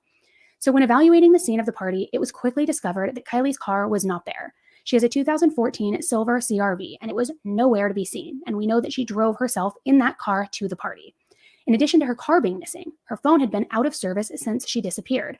A very unsettling revelation when you consider that this is a teenage girl who, I think it's safe to assume, is probably glued to her phone. There were also suggested reports that she at one point had to go inside the vehicle around 11 p.m. to charge her phone, meaning that the battery was going down. These kids, they're posting, they're TikToking, they're always on their phone. So the fact that it has now been out of service since she disappeared is extremely alarming. A developing story out of California, a search underway for a 16-year-old who went missing after attending a party at a campground near Lake Tahoe. And it's Kylie Rodney, who was reported missing on Saturday when she didn't come home. Our Aaron Nolan has more on that now. Kylie, I love you so much, and I'm so sorry.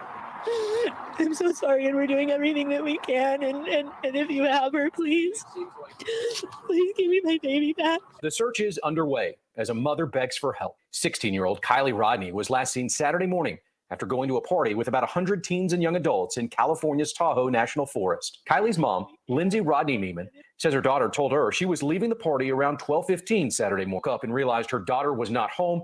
She reached out to law enforcement and to friends who went to the campsite to look for her. She wasn't there camping. We drove all over town looking for places that she might have parked her car to sleep. Multiple agencies, including both the Placer and Nevada County Sheriff's offices, have been working together. Officials are urging anyone with information to come forward. Now it was time for investigators to start asking as many questions as possible to all of the partygoers. There were upwards of 200, remember. Somebody would have known something or seen something, surely. Time was passing by and they needed to get yours fast. However, detectives say that they've had difficulty getting witness statements due to the age of the partygoers and the underage drinking that occurred and underage drug use that occurred at this party. Because apparently, the fear of being in trouble is now more important to some than the fear of whatever danger Kylie might be facing right now. Reportedly, there were kids that stayed the night at the site after the party, as Kylie had suggested she was going to do to her friends allegedly. But nobody who stayed the night there saw her car there in the morning, and nobody saw her there in the morning. We also know that she wasn't in a state where she could have driven very far due to her level of being intoxicated. So all of this information that investigators were beginning to gather was enough evidence for the sheriff's office and the FBI to decide that they were going to treat this case as a possible abduction, especially because Kylie's vehicle was still missing. Search and rescue crews are looking for a 16-year-old girl from Truckee whose disappearance is now being treated as suspicious by the Placer County Sheriff's Office. 16-year-old Kylie Rodney was last seen around midnight Friday at Prosser Reservoir at a high school farewell party for seniors. The last person to speak to her by phone was her friend Sammy Smith, who was with her at the party. That somebody else was involved is my main concern, and I think a lot of the people of Truckee and Tahoe feel the same way, just that there was somebody else involved, because they haven't found a car yet. They've done helicopter searches over Prosser and all of Truckee. Everybody's looking everywhere constantly for her and her car. Well, the Placer County Sheriff's Office released a photo of the type of car that Rodney owns and would have been driving. It's a 2013 Honda CR-V with a California license plate 8YUR127. Rodney was last seen at Prosser Reservoir for that party where there were hundreds of teenagers there. She is described as a 5'7", 115-pound blonde girl. Detectives don't believe that she crashed her car because they have searched the area with drones and they have found nothing. On Monday, search and rescue teams fanned across the area looking for any sign of her. Can y'all hear me? A helicopter was also deployed for an aerial sweep along the entire I-80 corridor between Donner Summit and the Nevada border. Still, nothing. They did a thorough search of the woods where the party was, and now they're going into smaller towns as well. They believe that she was taken, and nobody they know left with her, and nobody else is missing from the party. Kylie's mom said that now that they've actually changed it to an abduction, it makes her feel validated. And she says that Kylie is not the runaway type. She says not to stigmatize kids who are, but her daughter absolutely is not. She had the resources to run away, and frankly, she would have done so if she wanted to. But her phone's off, her credit card hasn't been used, and she didn't take the cash that she knows her parents keep at home. And nobody heard whispers about her planning to leave either. So to those involved in the investigation and those close to Kylie, nothing besides an abduction makes sense at this point, which is just a chilling realization to have as a mother. Her mom says that Kylie is confident in the outdoors as well, and that she grew up in their lodge, which you have to snowmobile in and out of during the winter, saying that she was a safe and confident driver. And as for that possibility of maybe drinking and driving and getting into a wreck, she says that one time about a year ago, her daughter was ill, and she asked Kylie to bring her home, but she said no because she had been drinking. So the idea that she may have driven drunk and gotten into an accident just seems very unlikely to her. And I just want to say, a mother's intuition is a very powerful thing. Her mom says that she last saw Kylie on Friday morning, the day of the party, that she was going to meet up with them to go to a vintage car show, but then she changed her mind and wanted to go to that party instead. So her mom extended her curfew, saying that she had done it before and felt safe doing so. Then she got that text from Kylie at 11:30 p.m. to say that she would be leaving at 12:15 a.m. to come home. Kylie said, "I love you, Mom," and that was the last time that she heard from her. Now, there are a flurry of online rumors, but very few real clues in this case. One of the many rumors going around is that some boys at the party saw an older man in his 40s at the party. So they don't know if it was someone who was attending this party or if he was a predator that was on the scene. They also don't know if there is anybody that perhaps Kylie had planned to go and meet up with that maybe they don't know about just yet. But when I first heard this rumor about this 40-year-old man, I immediately thought back to the party size. It was reported to be one of the biggest ones that had taken place there, and that people came in from all different areas to attend. Stateside, cityside, all over, tons of people, upwards of 200 to 250, some reports even saying 300. So my question was, how did that many people know about this party? And my immediate thought was that it was most likely promoted on social media. So if it was promoted on social media, and if a predator came across this posting, it would signal as the perfect place for a creep looking for his prey to go, knowing it would be young kids, most likely a lot of alcohol, pitch black, loud noises, and, people talking and partying to cover up any sort of yelling or screaming, the ability to approach someone and catch them off guard. It is just like the perfect hunting ground for a predator. A friend of Kylie says that her concern is that somebody might have offered to drive her home and then didn't take her home. So could a predator looking in the wooded shadows have spotted Kylie, spotted her drunk and offered to give her a ride? Or did Kylie fall asleep there, like some friends suggested her plan was? And did somebody physically pick her up while she was asleep and take her and put her into a vehicle? Again, getting information from partygoers has been challenging, as they are worried about the repercussions that they may face. However, the sheriff's office said it is not interested in arresting or prosecuting any minors who are drinking or using drugs at this party. Instead, they just want to focus on getting Kylie home to her family. So please, if you are seeing this video and you were at the party or you know somebody who was at the party, I implore you to call the sheriff's department and share anything you may know. No detail is too small. Also, if you are the parent of a child that attended this party or attended yourself, please look at your phone and your child's phone. Look at photos, videos, social media. Look for any images of Kylie or potential persons of interest in the background. With how often kids are taking photos and videos and Snapchats and TikTok, somebody must have captured something. Out of that many people, there has to be something documented. And that information will help establish a timeline, a potential last sighting, a persons of interest. And the possibilities of what that could uncover and lead to are just endless. And even if you weren't there yourself and you're just learning about this case, like I said in the beginning of this video, please share this. The more eyes that we get on it, the better. We need to do anything we can to reunite this innocent 16-year-old girl back with her family. Kylie's mom was fighting back tears as she appealed for her daughter to come home. She pleaded with her daughter's captor, and I just put that in quotes because we still don't know, who may have been involved in this or taken her, but she was pleading with her daughter's captor to let her go and expressed her fear that her daughter Kylie was taken against her will and is now being held hostage. Take a look at this heartbreaking plea. We just want her home. We're so scared and we miss her so much and we love her so much. And Kylie, we love you. And if you see this, please just come home. No, I have not seen anything about her car. And if anybody else so out far, there, unless if you know something where happened she is, today, if you know anything about where she might be, if you have any ideas or thoughts, please come forward and share them. And we're not looking to bust anybody else or get anybody in trouble. We just want to see our daughter home. It breaks your heart watching that. It really does, because you can see that this mother is just desperate for answers. Witnesses say that Kylie was wearing a black tank top and green Dickies at the party. And Dickies are kind of like those painter pants. They were big in the 90s and they're back again. They have the pork chop pockets. Sorry, that was a mouthful. And they are like a twill. And they look like a painter's pant. And so she was wearing a black tank top and these green Dickies. There was a report that during the search, a black tank top was recovered and found up the road, but it has not been confirmed to belong to Kylie. The terrain out there, it's a campground. We know that her mom said that she is familiar with all the areas and that she is outdoorsy, but it's now they've been searching for 14 days, though. They've had a lot of agencies working together. For no activity on her phone, no activity in her banking, no information from friends that's any sort of helpful lead or tip, and just out of her character, like her family has said. It's giving me the chills thinking about it, guys. And like I said at some point in this video too, a mother's intuition is a very, very powerful and remarkable thing. So that is not to be taken lightly. Here, guys, know something. Again, kids are always on their phone. There has to be something out there. And parents, if your kid was there, press them. Press them for answers. Look into how they're acting. Are they quiet? Are they on their phone more now, trying to, kind of cover things up? Or are they seeming jumpy? Look into their behavior. And I don't even care. Check their phones behind their backs. I don't care who trolls me in the comments for that. Go look in their diary. Go look in their drawer. Go look at their phone when they're in the shower. I don't care, because every day that passes, the door is closing on a very critical window to finding Kylie. And I will just say this, although kids are savvy, go into their phone, go into their photo album and scroll down where you're not in the pictures, but where you're in the actual place where it shows, albums, people, all the bullets. Go into recently deleted. Go into that folder. See what they're deleting. See if there's anything that they're deleting, whether it's a message, a screenshot, or anything. There has got to be answers out there. How on earth can hundreds of people have gone to this party, most of whom are young and, again, glued to social media and their phone, and nobody has any sort of photo or video to share?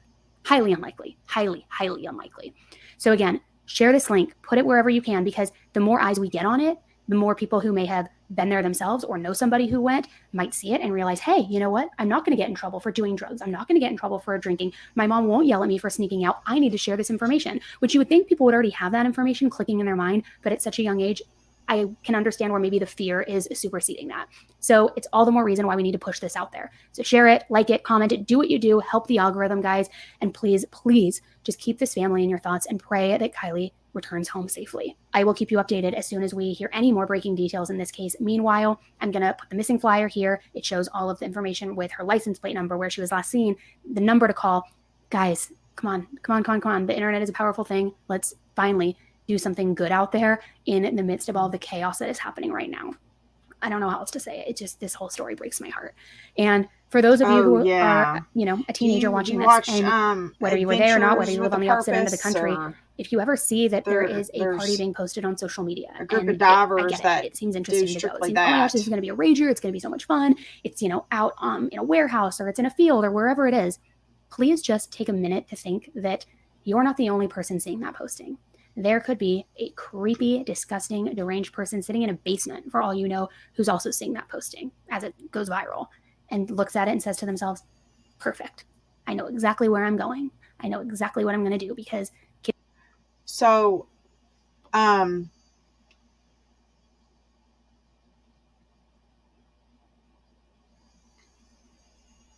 of the things that are going around right now is that because nobody has come forward with any information other than the Ronnie guy that called Igdamail, and I'll get over to Igdamail, other than him calling and talking about his two cousins that supposedly saw her and said she was drunk.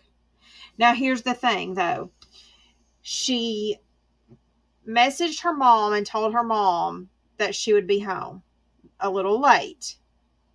But her mom says, and everybody that knows her says, she was extremely vigilant about not driving when intoxicated. She would have never done that. That was not her. But now the few people that are talking, being Ronnie's supposed cousins, this Sammy chick, are all saying that she was supposedly wasted way earlier than when she messaged her mom. If she was that badly inebriated, her mom says she would have never even called her and said she was going to be home late, that she would have figured out another way home, or I had somebody come get her. Anyway,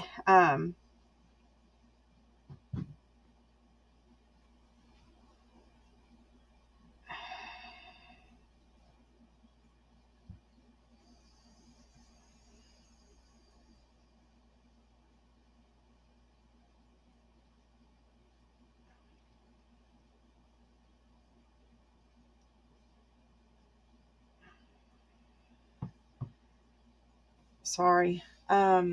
So the things just aren't adding up. She just disappeared.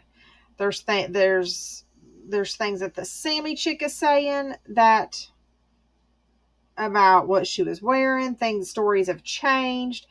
Nobody else, there's not any pictures of her. Out of all these pictures, all those teenagers, young adults, whatever, at this party, how can you tell me that there's not thousands of, well, at least hundreds of pictures or videos? Snapchat videos. There's another service that they were talking about that was being used out there, or that the kids around there use. I've never even heard of. How are there not any videos, at least, that catch her in them? It doesn't make any sense. And then nobody saw her leaving. So first, either she did leave and drove into one of the quarries, or I mean, your thoughts are always she wrecked into a river or a lake.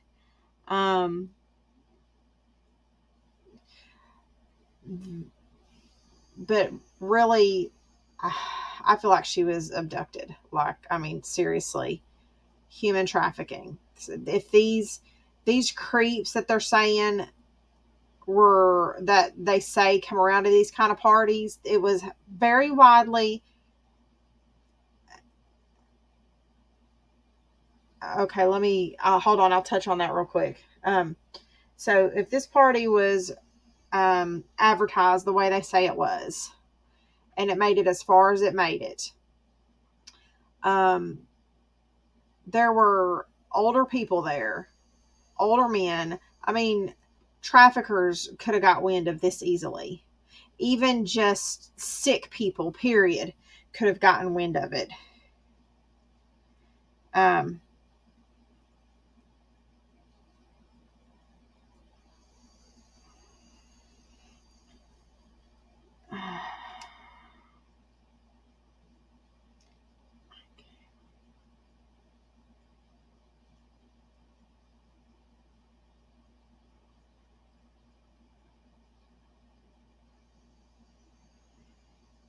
How are you telling me this is not right?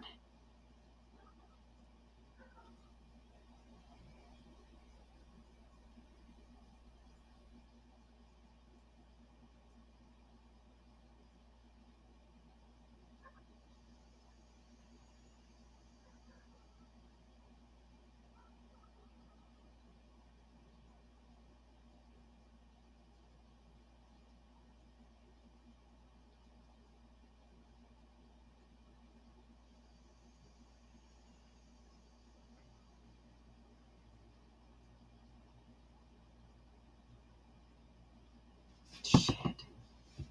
The car is either in a body of water, or if she was abducted, depending on how far they took her, the car went with them and got taken to a chop shop and dispersed.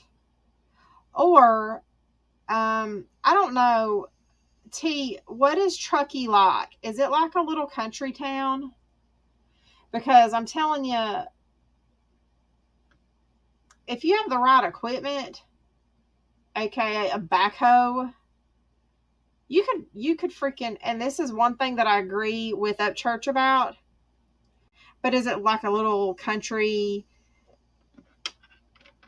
So the abduction, so being abducted is another theory, and then a cover up.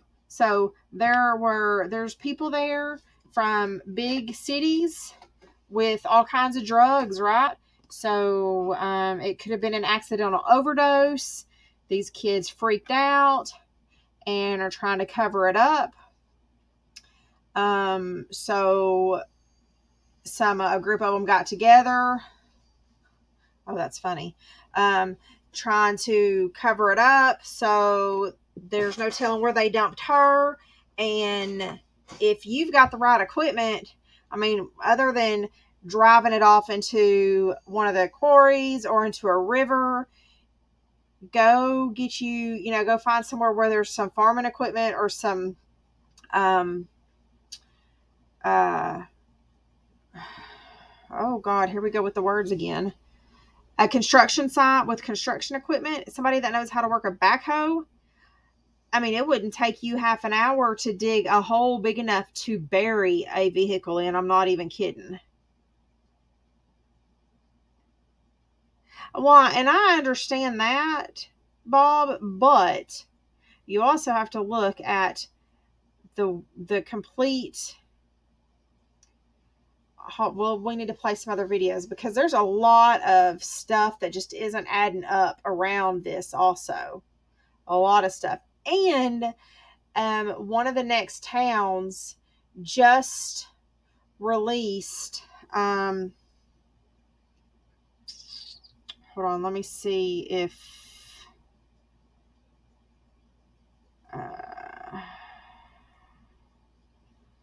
what channel was it? Where did I just see? Hold on.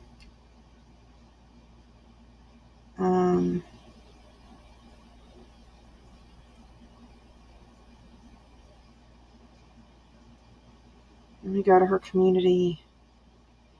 Placer County Sheriff's Office now. Okay, Placer is, so Roseville PD.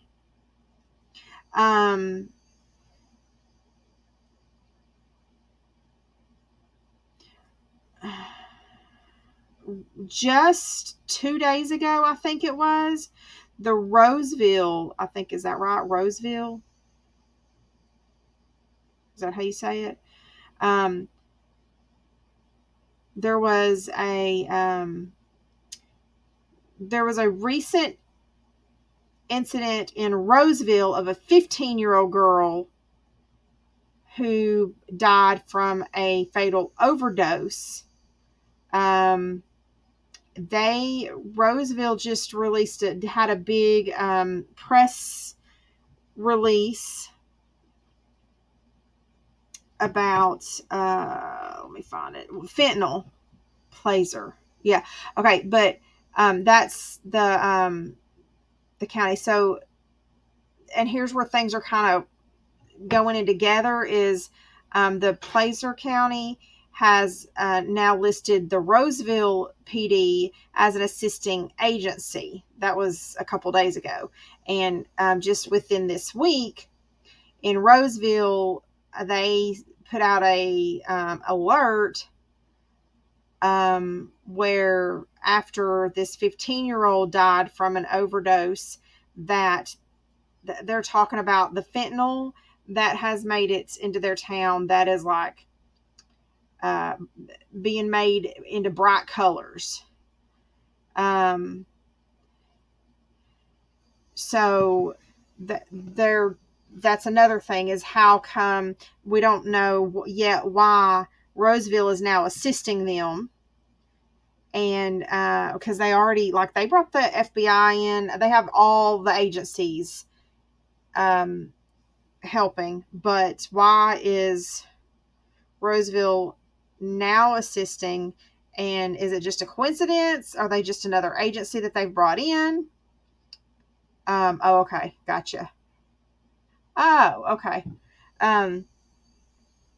So, but literally this week, Roseville did have a big press release.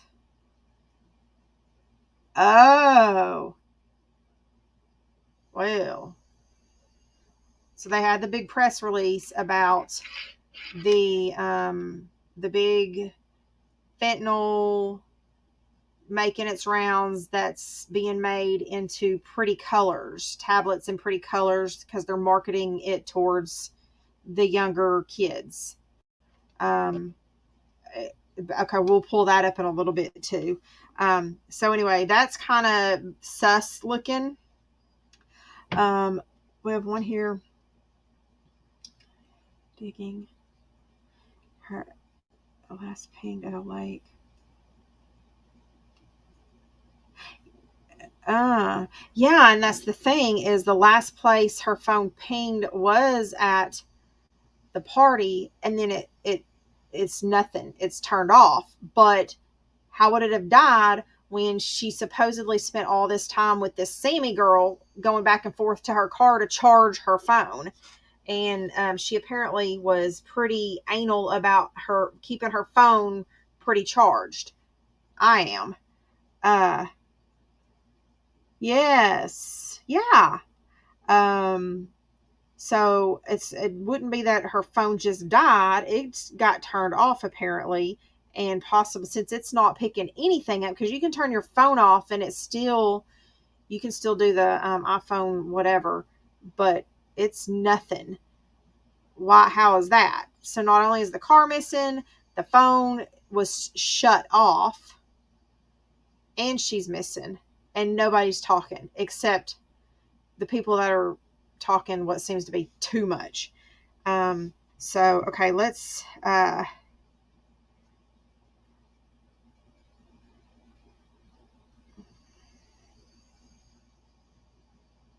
let me do.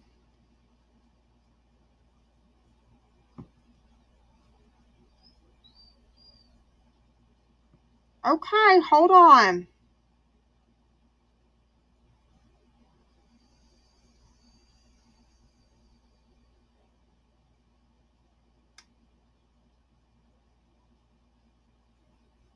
Let's do the timeline. That one's an hour long.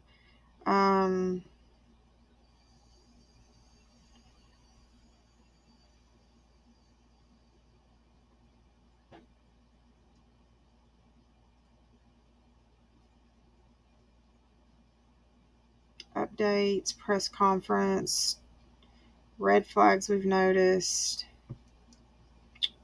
Okay, let's go.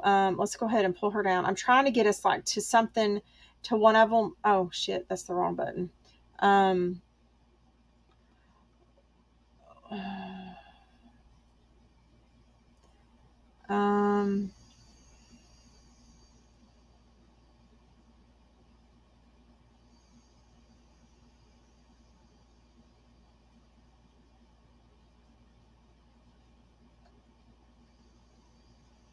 I think this one, I'll speed it up and I'll go through, I'll just kind of skip through some of the, just here. Idle After talk. I was going through that timeline a bit more, I was like, this still isn't making sense. This isn't adding up. So we're going to talk through it. I think this is before we be get the one. started, first of all, thank you guys for joining. Thank I'm you on for mute your just for support a of the minute. channel.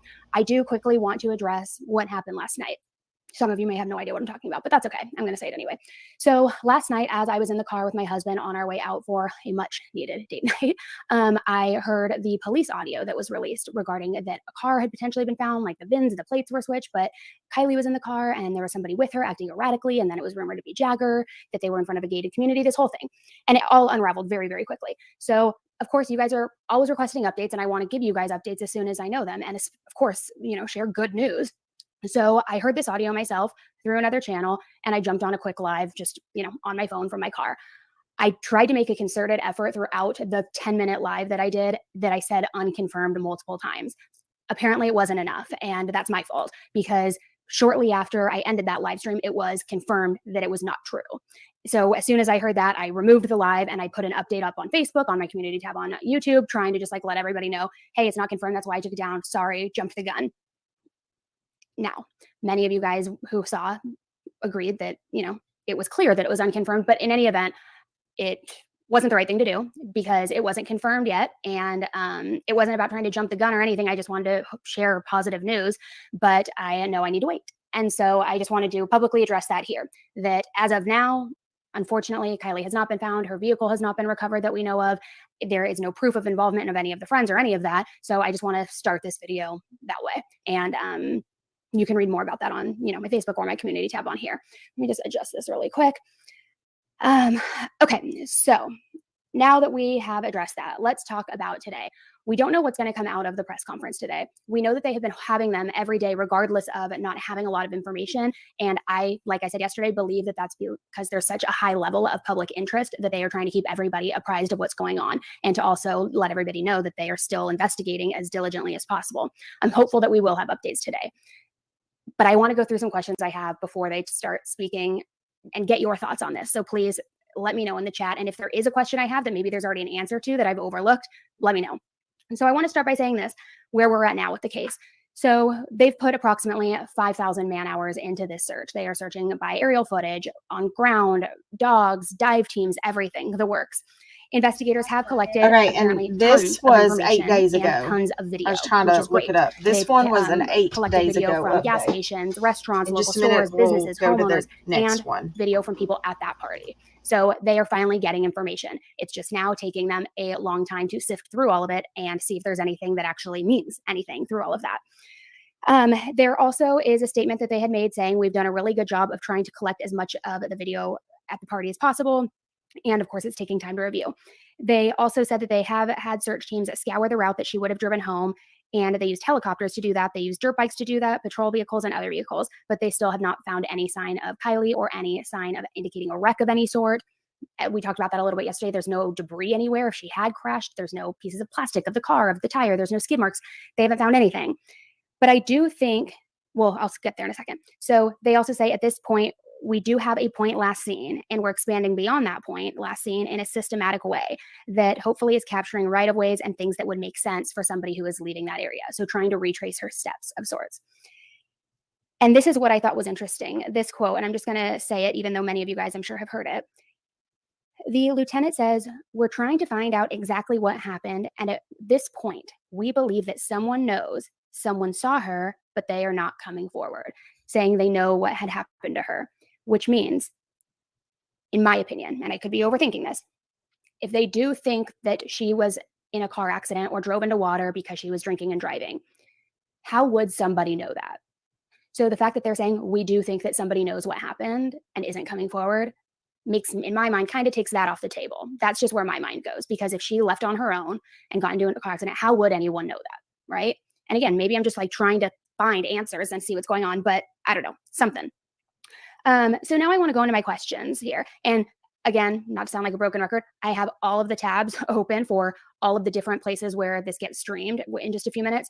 But it seems like every day they're switching up where they broadcast the stream. So if you see it before I see it, let me know. But I have all my tabs going, so I'm going to hear it. But let me know. Okay, so let me go into some of these questions I have. As I was analyzing the timeline a bit further and just going back to the press conferences and what they were saying, we know that they're making a very big deal about the necklaces now. I just kind of started thinking through things a bit more.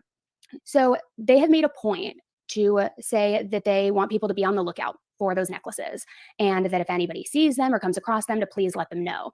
And what's interesting about that is it is such a specific thing to be looking for. They're not asking about her belt. They're not asking about the dickies. They aren't even asking about the bodysuit, even though I'm sure that would be implied because she was last seen wearing that. But something she wasn't last seen wearing or in possession, like the hoodie, were the necklaces. Because if you look at that surveillance footage, she's not wearing those necklaces in that. Could she have put them on later and a friend maybe said she was wearing them? Sure, absolutely. But when they say that they are trying to look for those, why is this significant? And where my mind went, just looking at the images, and it's tough to tell, obviously, because I can't see them in person, but I like to consider myself savvy with jewelry. They don't look very valuable. So although I know they are checking pawn shops, I can't imagine that if somebody came across these, they would try to pawn them. It looks like a regular roped gold chain, probably plated, nothing of any true value. Maybe her smaller ones hold value. It's hard for me to see the actual charm on it, so maybe it has a stone. I don't know. But what I was thinking more of was that if, hypothetically, if this was something, not an abduction, but something where peers or friends or something were involved, do they expect somebody to be wearing those necklaces? And they're asking people to be on the lookout if you see another female wearing these. Just a thought. And I'm not trying to, again, be super conspiracy theory here. It's just they don't look valuable. So I can't imagine they would think that somebody would pawn them. And for them to say, be on the lookout for these necklaces, it's something is weird about how significant that is. And let me know what you guys think in the comments. Now, let me go into the timeline a little bit here. So, and we only have a few minutes. I'm going to try to go quick, and then we'll come back to it after the press conference if I don't get through it. So we know that they get to the party approximately around 10 p.m., right? And her friend Mags says that she left with her boyfriend about 10 minutes after, meaning that if they arrived at 10, she would have left at approximately 10:15. And I put 10:15 on my notes just because I'm trying to give I want to be conservative and give a little bit of a buffer, a couple minutes, just in case it was like 10:03 and, whatever. So let's just say that they would have had to be out roughly, or they would have left roughly at 10:15. So my question is, have any of the other friends besides Sammy spoken out who were supposed to have been in that car charging their phones? Because is there any proof that they were in fact in that car at 11 o'clock charging their phones? Could something have happened either before the 11 o'clock car charging incident or even after? Now, we know, according to Jagger, that Kylie texted him at 10:30, or I should say a text came from her phone, but I believe it was Kylie. I could be wrong, but it's just I don't know. I believe it was. So that would still keep her there through 10:30. But have any of the friends spoken out that were in that car as well? Let me know. Someone tell me in the comments, because I haven't seen any friends except Mags and Sammy speak out. So is there confirmation that they were in fact in the car charging their phones? And I'm going to come back to this also in a second here. For that text that was sent at 11:30 to her mom, is there proof that she sent the text message? Could it possibly be from somebody else, maybe setting the stage, buying time, knowing they needed an extension for something, or maybe Maybe it really was Kylie and she needed more time, not because she wanted to stay at the party, but she felt like she needed to sober up. I don't know. So a couple of questions there. Then, oh, of course, great. This didn't print. So hold on, let me pull it up on my phone. Don't you just love when that happens? Okay, let me find this. Great, I deleted it. So let me find it. Hold on. Okay. So then my next question here is, has there been any confirmation, aside from Sammy, that Kylie ever got back out of that car after charging the phones at 11? Because again, have any of the other friends confirmed that story true? Did they confirm that they were charging their phones too? And did they confirm they all left together after the text message around 11:30? Let me know in the comments really quick. Just say yes or no so I can see it come quickly through, because I haven't seen any confirmation of that, but maybe I missed it. And then I'll move on to my next part.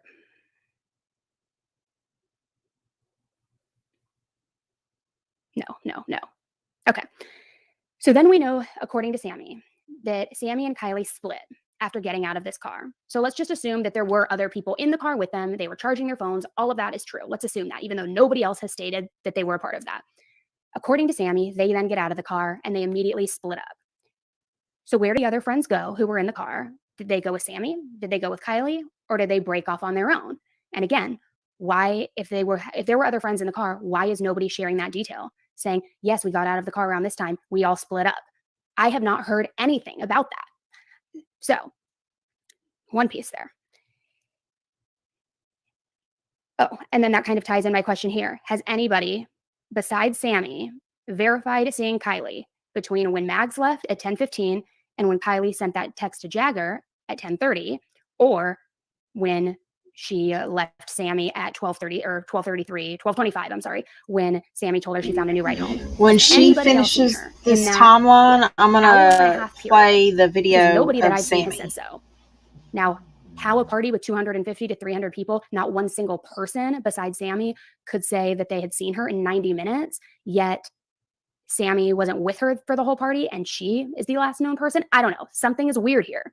So talking about that, I'm trying to keep an eye on the clock here. When Kylie called Sammy at 12:36, I want to know if they have looked into this, and I'm sure they have, where the cell phone data was pinging for Sammy's phone and for Kylie's phone. Were they two cell towers that were far apart? Was it the same cell tower, or were they cell towers close together? Because I can't help but wonder, since the phone was off at 12:33, the call was made at 12:36, and I know it's so close, so there's some discrepancy there. Maybe the call started at 12:33 and then ended 12:36 or whatever. But if the pings are in close proximity and Sammy is not far on her way home down 89, like she said, is it possible for somebody to have basically had two phones in their hands, made a call, then as soon as the call is logged, turn the other phone off? We've seen it before. So I'm just saying that, just throwing that out. And I'm not saying Sammy did that. I'm just saying in general. Guys. And I do believe she was at the party, 100%. Let me just go back because I saw a comment there. I do believe that she was at the party, but I'm wondering, has anybody seen her since Mags left? Has anybody else besides Sammy accounted for her from 10:15 p.m. to 12:36 p.m.? Anybody else? I'll take one person out of the 300. Anybody else? All right, hold on. We're getting close here. So let me just kind of peek over here. And then trust me, I have a laundry list still going. Okay, not yet there. Not yet there. Not yet there. I'm checking everywhere. And not yet there. Let me try one more. But we still have a couple minutes, so.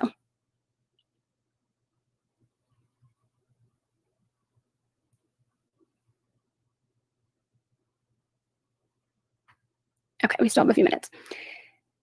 So what I'm trying to get by that, and I know I've kind of jumped across, but basically what I'm trying to say is, like, we know that Kylie got to the party at approximately 10 p.m. with Mags. Mags says she and her boyfriend left shortly after, about 10 minutes. So how did not a single other person besides Sammy see Kylie in that full 2.5 hour window that they were at this party? Especially when for the whole back half of the party, she and Sammy split and weren't even together. It was Kylie alone next to a tree by herself in the dark that whole time. Like, it does not make sense. Make it make sense. All right. I have so many other questions, guys, but I feel like if I start one of these bullets, I'm going to go off on a tangent and then we're going to miss the start of this. So let me just like hang tight here. All right, let me go back here.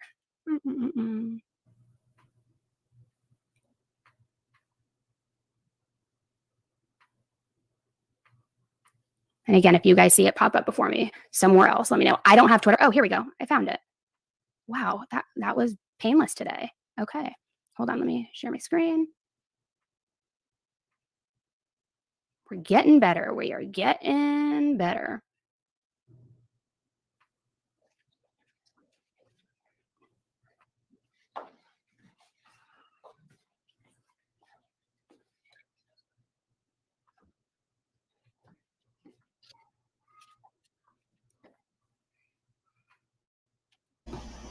All right, they really don't say anything in this news conference, honestly. So let's go.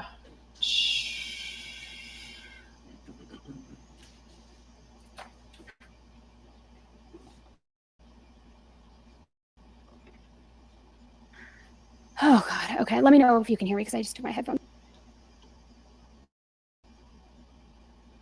out so I don't have this echo. Okay, so again, a big, nothing burger. But the fact that they are saying that there are adults discouraging people from coming forward is bananas to me. I mean, my guess, there's been, again, just a guess, there's been a lot of talk and a lot of rumors about adults being the ones at the party who are supplying the drugs to the kids. So I can understand where, if that is true, they're saying they don't want to get in trouble for supplying underage kids with alcohol or drugs. And so I can understand why that would be the reason to discourage them from coming forward. But and the reason I say that is because if it were a simple thing as kids, I don't care if they're like shooting heroin, doing whatever, partying. The police have said that they're not going to charge anybody regarding drug use or anything like that. So as a parent, even if you knew your kid was like dealing drugs there, you would tell them to come forward with the information because they've already publicly stated they're not interested in that. So the only reason I can imagine that they would say that is if they don't want themselves to be liable for providing to underage kids. And again, that's just what I'm thinking.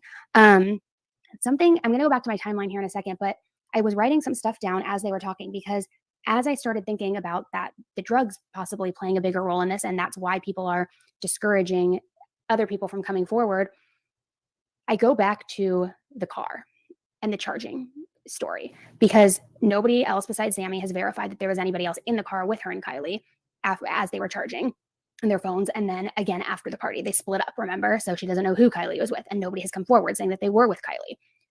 Hypothetically, and just roll with me here, they were going back and forth into the car to refill drinks, according to Sammy. Is it possible, whether they were refilling drinks or charging their phones or whatever they were doing in the car, is it possible that they were doing drugs and potentially Kylie OD'd maybe in the car with Sammy or with Sammy and somebody else? I don't know. And then could that text that came at 11:30, shortly after being in that car and potentially participating in drug use, could that text to her mom have not been sent by Kylie, but had possibly been sent by a friend or somebody else because they know that she has a curfew and they're like, shit, we need to buy time. We need to get out of here. We need to like try to help her, whatever. They send that text. Then instead of getting out of the car and splitting up for no reason at the party, could they have just driven away? Could somebody have driven away, I should say? Tied everything up, hid things, did whatever they were going to do. And then once that's done, about an hour or so later, make that phone call from one phone to the other. Then the phone gets turned off. I don't think that seems that far-fetched. Maybe I've just seen just too much true crime, but let me know what you guys think. That seems like something a kid would do. Freak out because my friend and I were just doing drugs together and she OD'd. I'm going to text her mom. I know her curfew's here. Hey, can I stay later? This and that, trying to buy time. Let's drive the car somewhere, a garage or whatever, somewhere in Reno. I don't know. And then have both phones, make the call. Hey, I'm to yourself or to your other friend or whatever. And then boom, turn off the phone and throw it in the water. That's why I'm saying the phone pings, I think, are going to be very important. It almost seems like as complicated as I thought that scenario would be as I was writing it down. When you talk through it, it actually kind of makes the most perfect sense as far as it not being an abduction by somebody random, it not being a Fight Club thing gone wrong, it not being her driving off into the water where no tire tracks are seen, no debris, no divers, no nothing has found it. It seems like that would be a pretty plausible explanation. And again, now if adults know about that, or if one adult knows about that or whatever, I could see where they would encourage kids not to come forward because they basically did, and I know what you did last summer moment, and like are covering up an OD and the death of a friend rather than just What do you mean? How would they get her phone and turn it off? Seems almost like she was. They're saying because the people that were around her are saying she was extremely inebriated. Not only do we not have anybody else saying that they were in that car, which I don't know if that's the truth or their cover up, but it was clearly charged enough to text Jagger at 10:30, and it was clearly charged enough to text her mom at 11:30, and then bad off as they're claiming she was, then it wouldn't be that hard to get her phone away from her. I had another note here, which I'm just going to say right now, even though it's at the bottom of my list. I'm going to drive you home and drive herself home. You should not be driving knowing that she's not going to. Why on earth? And that means that her phone's important to her. If she doesn't want it to be dead for even 30 minutes while she's at a party, and so she's going back to her car to charge her phone. Clearly, her phone is important to her, which is important to all young kids, pretty much. Get her phone. So don't you think that the first thing she would do when she plopped herself in that driver's seat would be plug her phone back in, right? And I don't care how dead it is, it comes on right away when it's an iPhone, and she wouldn't have driven off the cliff into the water in 2.5 seconds. So it would have been on and it would have pinged somewhere on that drive, right? I mean, like, just use some common sense here too. And I'm like, not trying to sound like a jerk in that regard. It's just like, I think that we're making this way more complicated than it probably really is. Why wouldn't she have plugged in her phone the second she got back in her car? It makes no sense. So let me go back to where I was talking about this timeline. So we know that Sammy gets out of the car, according to her, and that's when they split up. Nobody else is apparently with Kylie. Sammy and her split up for whatever reason. So what I wrote down here is for splitting up at the party and then for Sammy to go and find a different ride home, which also I guess that whole theory could be in question depending on who drove Sammy home and if they have already spoken to law enforcement and confirmed that they drove her home. Or could that person have also been in the car and been involved? I don't know, but let me just toss that out right there. So for splitting up at the party and then going off and finding her own ride home, a different ride home, how is Sammy still somehow the last person to see Kylie and the last person to talk to Kylie? If they were split up after the car for 45 minutes, how did nobody else come forward stating that they saw Kylie? But then, after only being reunited for 1 minute at like 12:25 a.m. before Sammy leaves, she sees Kylie and is the last person to see her. It just doesn't make sense, guys. And let me see. I like had so many thoughts I was writing down here. Oh yeah, because Sammy also says that when Kylie called her at 12:36, she heard people in the background and she could hear that Kylie was still at the party. So if she's around all of those people to where you're in earshot and all of these people are around her and you can hear them in the background, how did none of those people see her? And how come nobody has said that they've seen her? Surely one person would come forward. I mean, give me a break right now. It's crazy. So apparently nobody has seen her from 11:30 to 12:40. Technically, nobody had seen her since 10:15 to 12:40, to be more precise, since when Mags left. Yeah, it makes no sense. It makes no sense. Oh, and that's what I also wrote down. One of the most obvious questions that I had since we saw that interview that Sammy gave is, if they saw each other at 12:25 and Sammy tells Kylie, hey, I got a ride home, they hug each other goodbye. She says, I'm sorry, you're just too drunk. Like, I'm not going to trust you driving me. I love you. Get home safe. Bye. I got a ride. You're telling me that within less than 10 minutes, that memory flew out of Kylie's brain, so much so that she called Sammy again and said, hey, where are you? Do you still need a ride home? After they hugged each other goodbye. And she said that she got a different ride.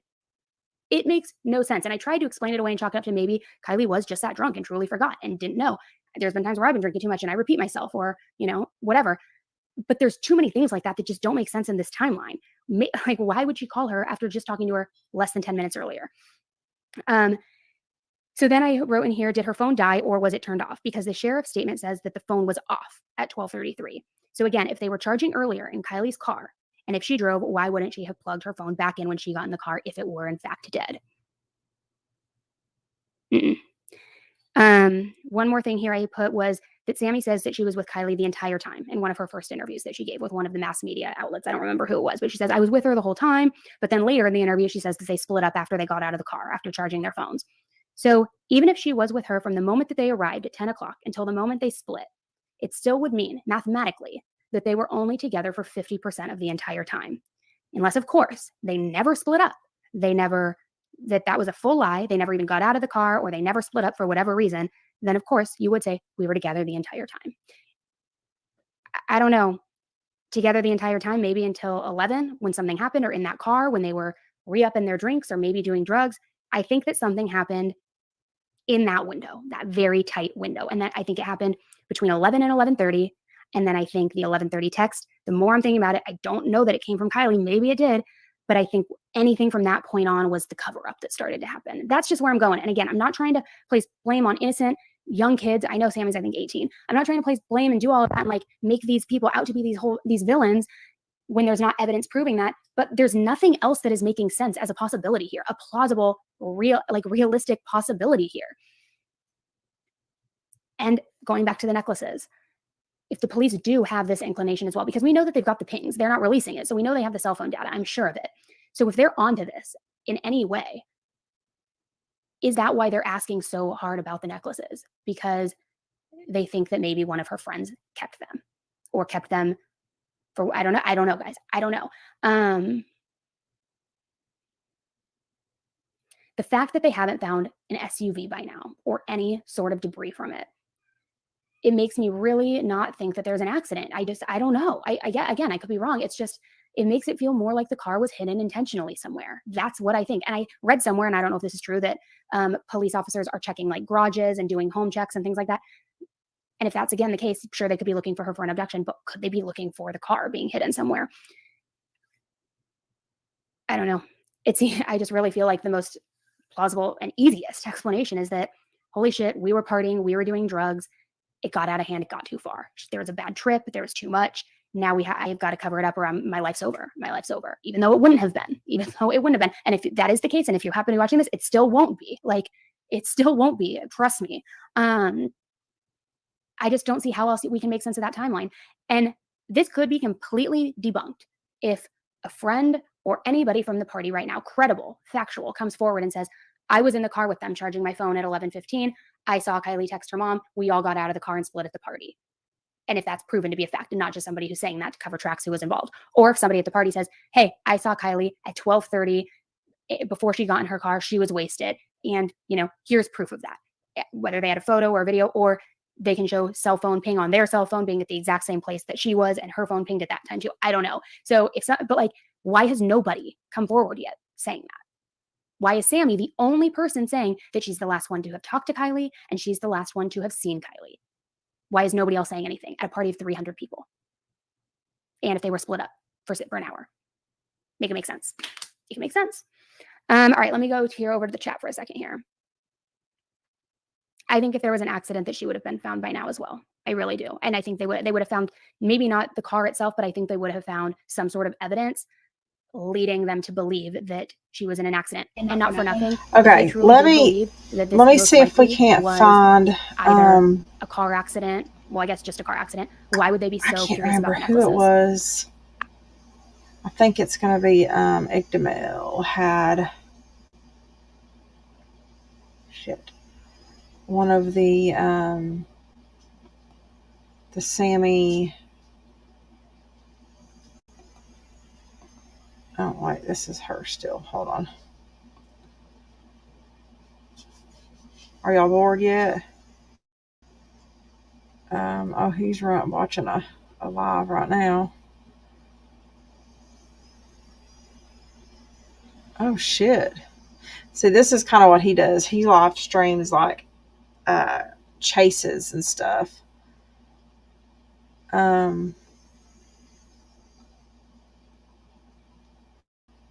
Let's see. I'm just going to have to go to his videos. I think he played, there's video coverage, here we go, of the girls being interviewed. So here we go. Yeah, this is where it is. It's all on Igdamel's. Did I? Yeah, I did. Okay.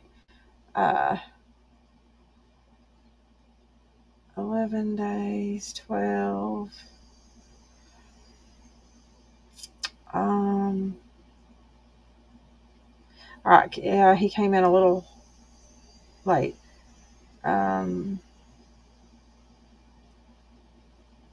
Okay, this shows her friends talking. We just want her home. We're so scared and we miss her so much and we love her so much. And Kylie, we love you. And if you see this, please just come home. I want nothing more than to hug you.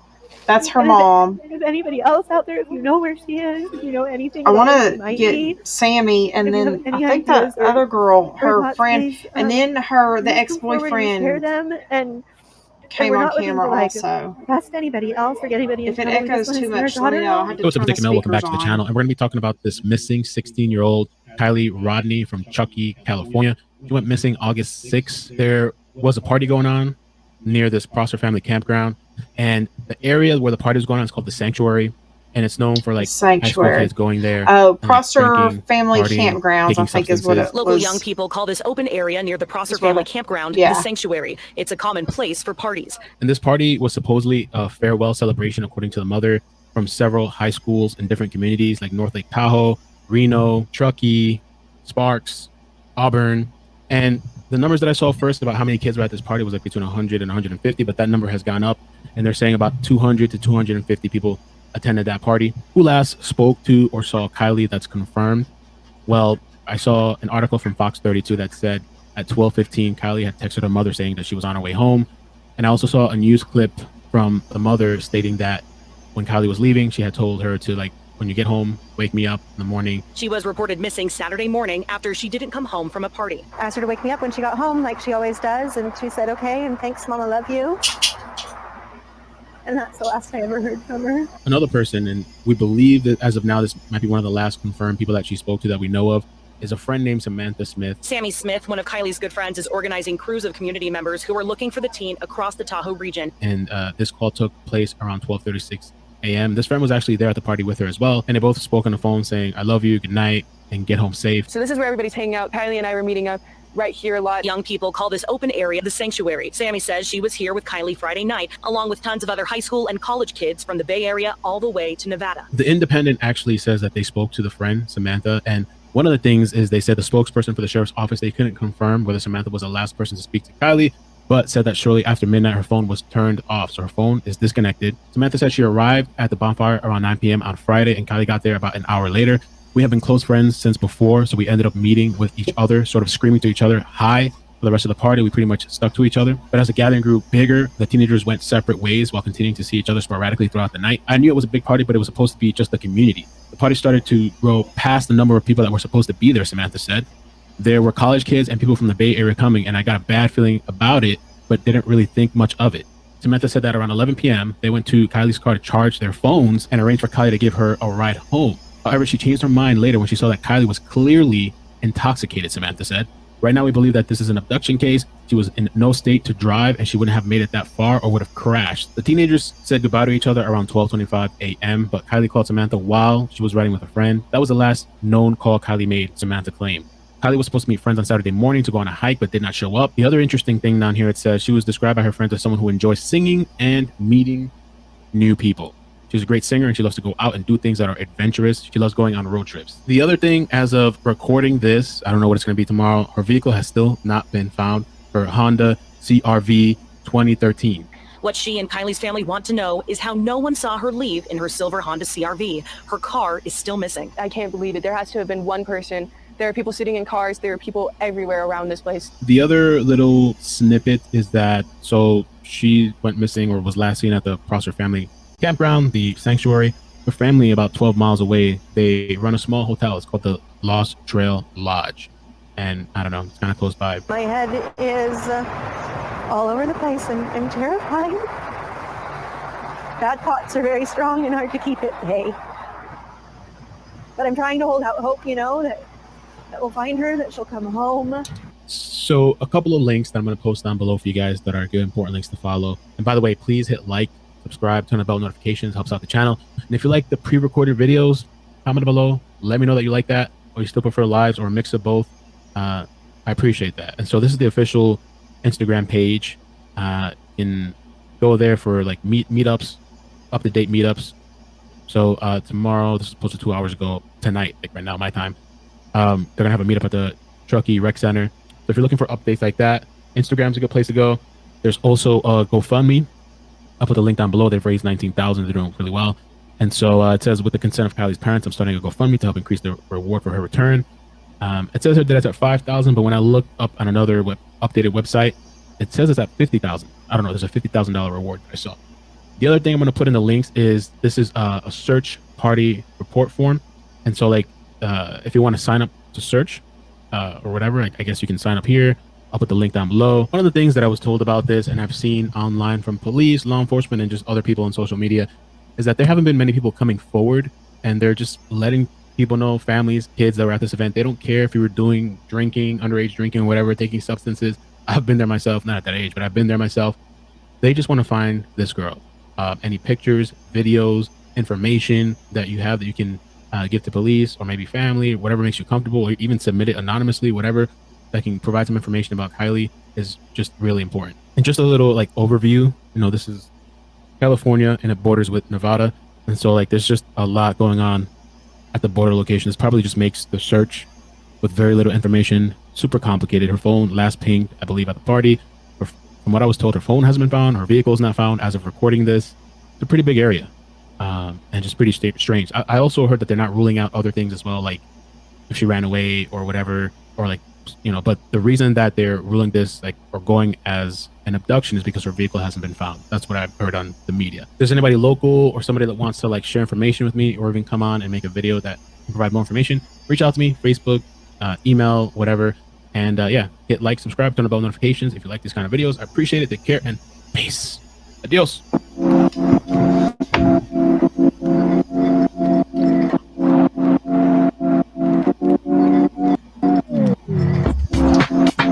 Oh, I thought I muted that. Sorry. Was it echoing real bad? Why didn't y'all say something? Shit. Okay. So, let's see. Cousins at the party. Let's get into this. Let's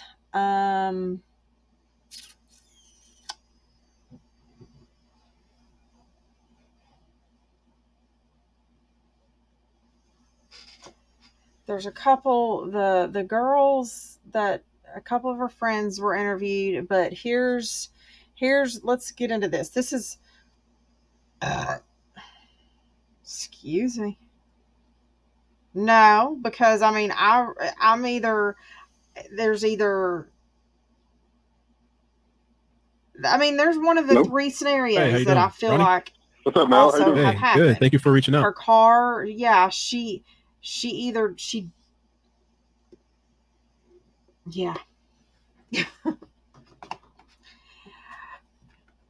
crashed somewhere. She wrecked somewhere and they can't find her car. Her car is in the water somewhere, which there wasn't any water on her way home, apparently, as what I think I've understood.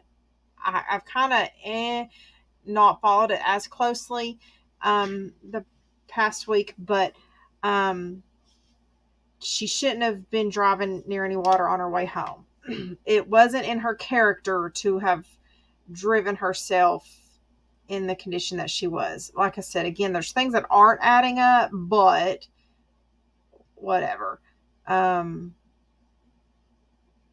But there's one of three things that have happened. She either drove herself anyway and has wrecked somewhere, driving off into the woods where they just still haven't found her. She was inebriated, supposedly. She might have driven the wrong way, not realizing where she was going. Although I would think that going home, she only lived like 10 or 12 miles from where they were. So, at that age, that's almost like a muscle memory. I don't know. Yeah, her house, though, was only like 12 miles, I think, from the campgrounds.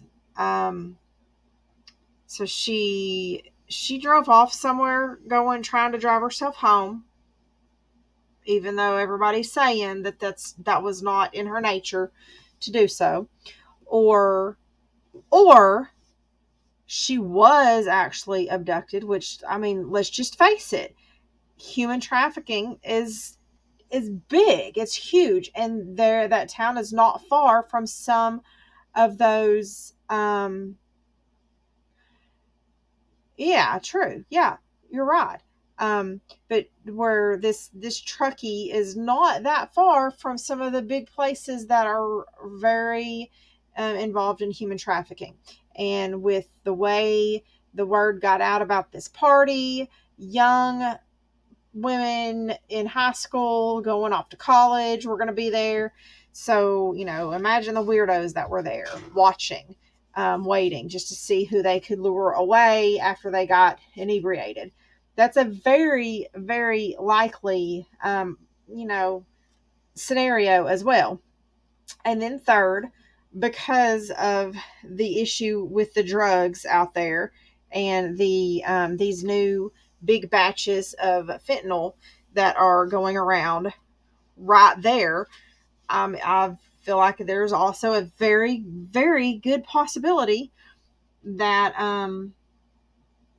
that there was just an accident with the drugs and alcohol, and everybody is too scared to speak up. There were adults there, so some of these adults were dumb and have decided to cover it up. And I don't think it. I'm not saying in that instance I don't think it was foul play, like she possibly overdosed. They freaked out and have just hit everything, and nobody's talking because, like, I don't know. It's one of the three. But there is a very high likelihood that she's in her vehicle in a body of water out there. Or, driven off into some very thick vegetation. And it just, but even still with that, like, it's not like she went missing and they haven't searched in the right area where it started to grow over. Even like where she drove off, there's only so many roads coming out of there that they can search. So they would still see where she drove off the road. I don't know. It's just crazy. You gotta think about it from a search and rescue point of view. Oh yeah. I know. I agree. That is a very good possibility. I'm not disputing that one bit. Not one bit.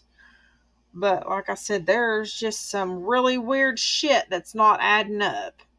Especially this guy that you're fixing to hear talking, where he keeps saying, my cousins. And then it's just, this situation gets really weird. Oh, yeah, for sure. Give me 1 second. I'm going downstairs so I can talk privately. Okay. Here, we don't need to see this because. Fix this here. Oh. Okay, cool. Got it. All right, can you hear me? Yes. Okay, so. Is the speaker they go to too loud? Is it like echoing for y'all? Roseville, basically like Rockland, Roseville area. And they were going up to that party. They heard about it. And they had some other friends going with them, but they're around like 27, 28 years old. They're older. And so there was a lot of older dudes there. And no, but branches, the vegetation would be disturbed. You're not looking for tracks as SAR. You don't necessarily look for tire tracks, but if you drive off into the vegetation, you're gonna definitely, there's gonna be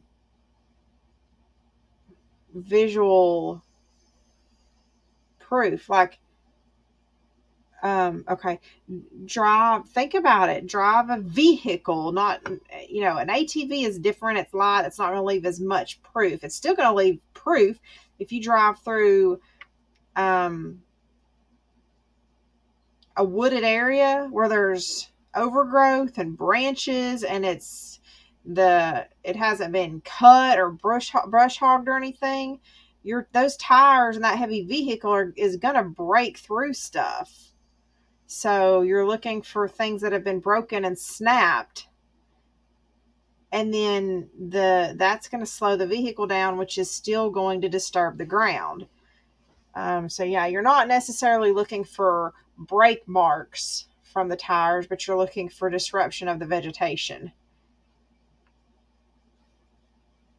Yeah, please go wash your swampy ass. And she was just like, laughing, going from group to group talking. They, they didn't make nothing of it, but she was talking against a bunch of people. Like she was just walking around talking. Here, let me start this over again. The party a lot. Okay, so I had two cousins. They go to Sierra College, and that's in Roseville, basically like Rockland, Roseville area. And they were going to that party. They heard about it, and they had some other friends going with them, but they're around like 27, 28 years old. They're older, and so there was a lot of older dudes there. And so I asked them if they knew her, and they said they saw her there. And she was just like, laughing, going from group to group talking. They, they didn't make nothing of it, but she was talking against a bunch of people. Like she was just walking around talking to everybody.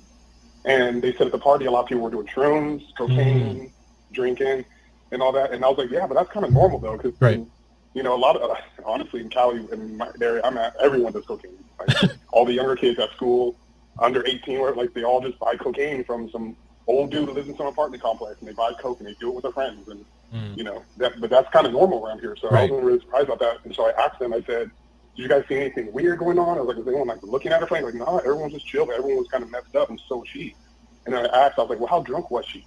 And they're like, well, she was like stumbling around, like, she wasn't walking around like, oh yeah, I'm tipsy, I'm cool. She was pretty drunk.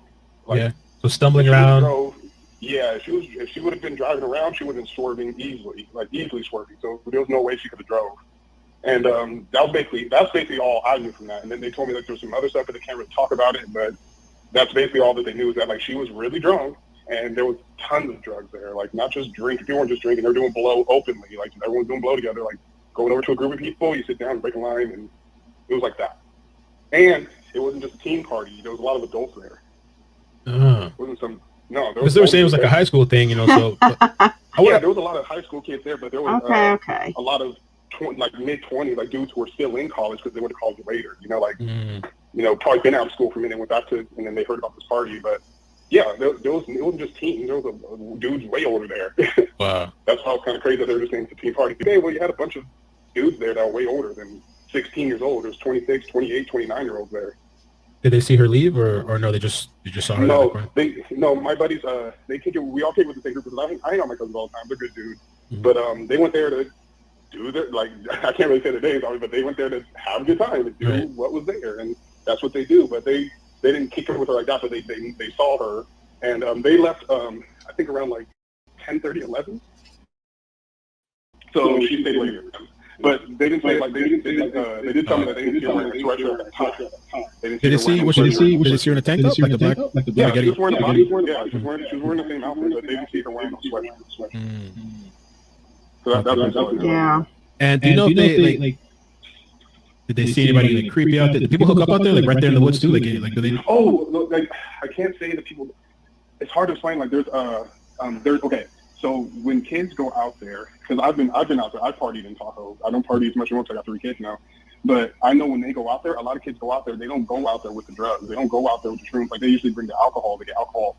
The dudes who come out there, the older guys, they have the shrooms and the cocaine. And then the kids go hang out with that group, the older dudes, because they're giving them the blow and hooking them up with stuff that they can't afford because they don't really got the money for it. Because cocaine's pretty expensive. Right. And so you would go hang out with those group do blow, and there'd be another group who has cocaine. And most of the guys, they always want to give it to the girls. And it's being offered for free because they want the company and stuff. Yeah, for free. They give you free lines, but then they want you to kick it with them. Oh, hey, come do a line with me. Come do a line with me. That's how it goes. Those are how those parties are. Right. So there's no telling what could happen, but I do know for a fact she was messed up. That is a fact. So if they try to word it nicely, like, oh yeah, she was shifting. And I wonder, was it just alcohol? Was it possibly substances, tripping or like? Oh, it's definitely a mixture. I can't say for sure she participated, but that's what was there. What is this? We are everyone went, and you're probably having different groups. Just catching everybody up on the Kylie Rodney case, the missing 16-year-old from Truckee. All right, well, thanks. Let me see the chat real quick if they had any other questions. So your cousins, they left around 10:30 or something like that. Yeah, they left. She was still there, but I asked them if they saw her before they left. I'm telling you. Damn. And did they see? I don't know if you asked them like if they saw any creepy people out there or. Oh yeah, no. It's okay. Like to me, if I went out there now, like let's say if I went out there and I saw some older dudes and I knew a girl was 16, 17, and he's like, come do a line with me, I would think that's fucking creepy alone itself. Like, dude, why do you want to do a line with her? She's like 10 years younger than you. She's a minor. But when you basically decide to go out to that party, it's like all bets are off. Like everyone's okay with it. You know what I mean? So nobody would look at it as creepy. So on the outside looking in, you would think it's creepy. Right. And if someone said, what does blow mean? Blow is cocaine. So coke. Okay. They're saying somebody said if she got there at 10. Well, over here, this one note, they said around 10. This here one note says 9:45 to 10. I don't know. But somebody said, how could she have been wasted already? I mean, I don't know. A lot of people pregame sometimes too. We don't know what she did before she got there either. Yeah, she was drinking pretty much the whole time. Like that's. Did you find did she get you a new job yet? I can ask them a specific time I can call back when they saw her like that. They saw her earlier in the day. Yeah, and she was drunk. What do you mean earlier in the day? Like before they left, like because they left around like 10:30 or 11. So before that, like I would guess like around 8 or 9, she was already drunk. Because supposedly she had gotten there around 9. Or, yeah, 9:30, something like that, 10 o'clock. Yeah. Okay. And have the cousins spoke to her? She was drunk. Oh, okay. Yeah, it was crazy. And so he says here that his cousins left the party at like 10:30 and saw her extremely inebriated. But yeah, but for sure, those other drugs were definitely there. So 100% track. Those drugs were there. So I don't know if she participated, but it'd be unfortunate if she did because with cocaine you can't tell what it's laced with because a lot of the coke out here is not pure cocaine. It's laced. It's laced with something. So it's just, you're not getting pure coke. And then if you're combining that with maybe doing some shrooms or drinking, smoking weed. What do you want me to let you know? Whatever. Oh, dabs. You're getting jacked up.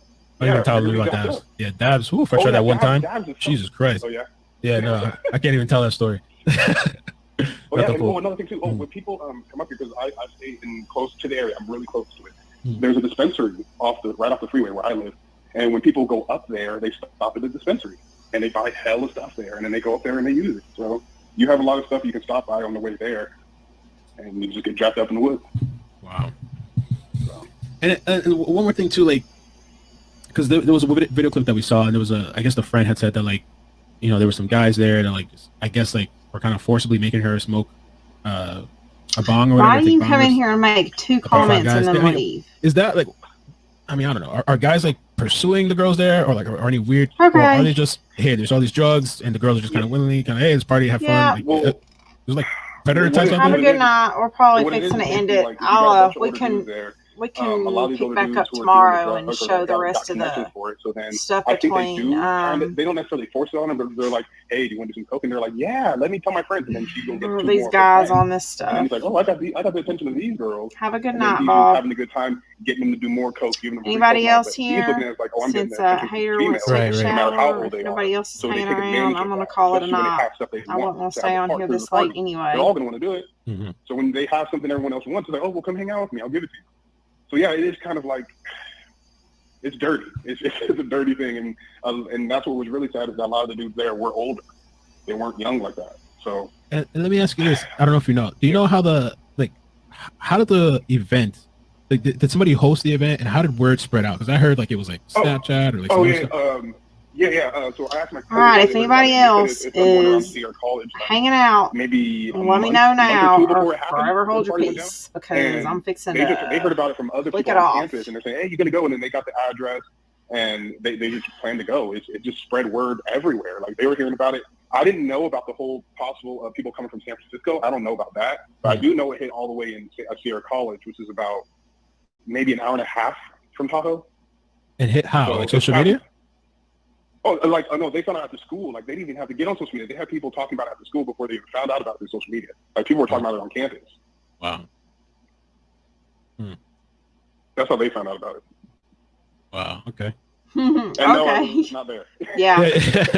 Yeah. No, my wife would you definitely need to see the Upchurch videos videos that between Ictamel and Upchurch and this guy. They reported it to the that they saw her? Yeah. They've already spoken with the police. We'll have you a good night.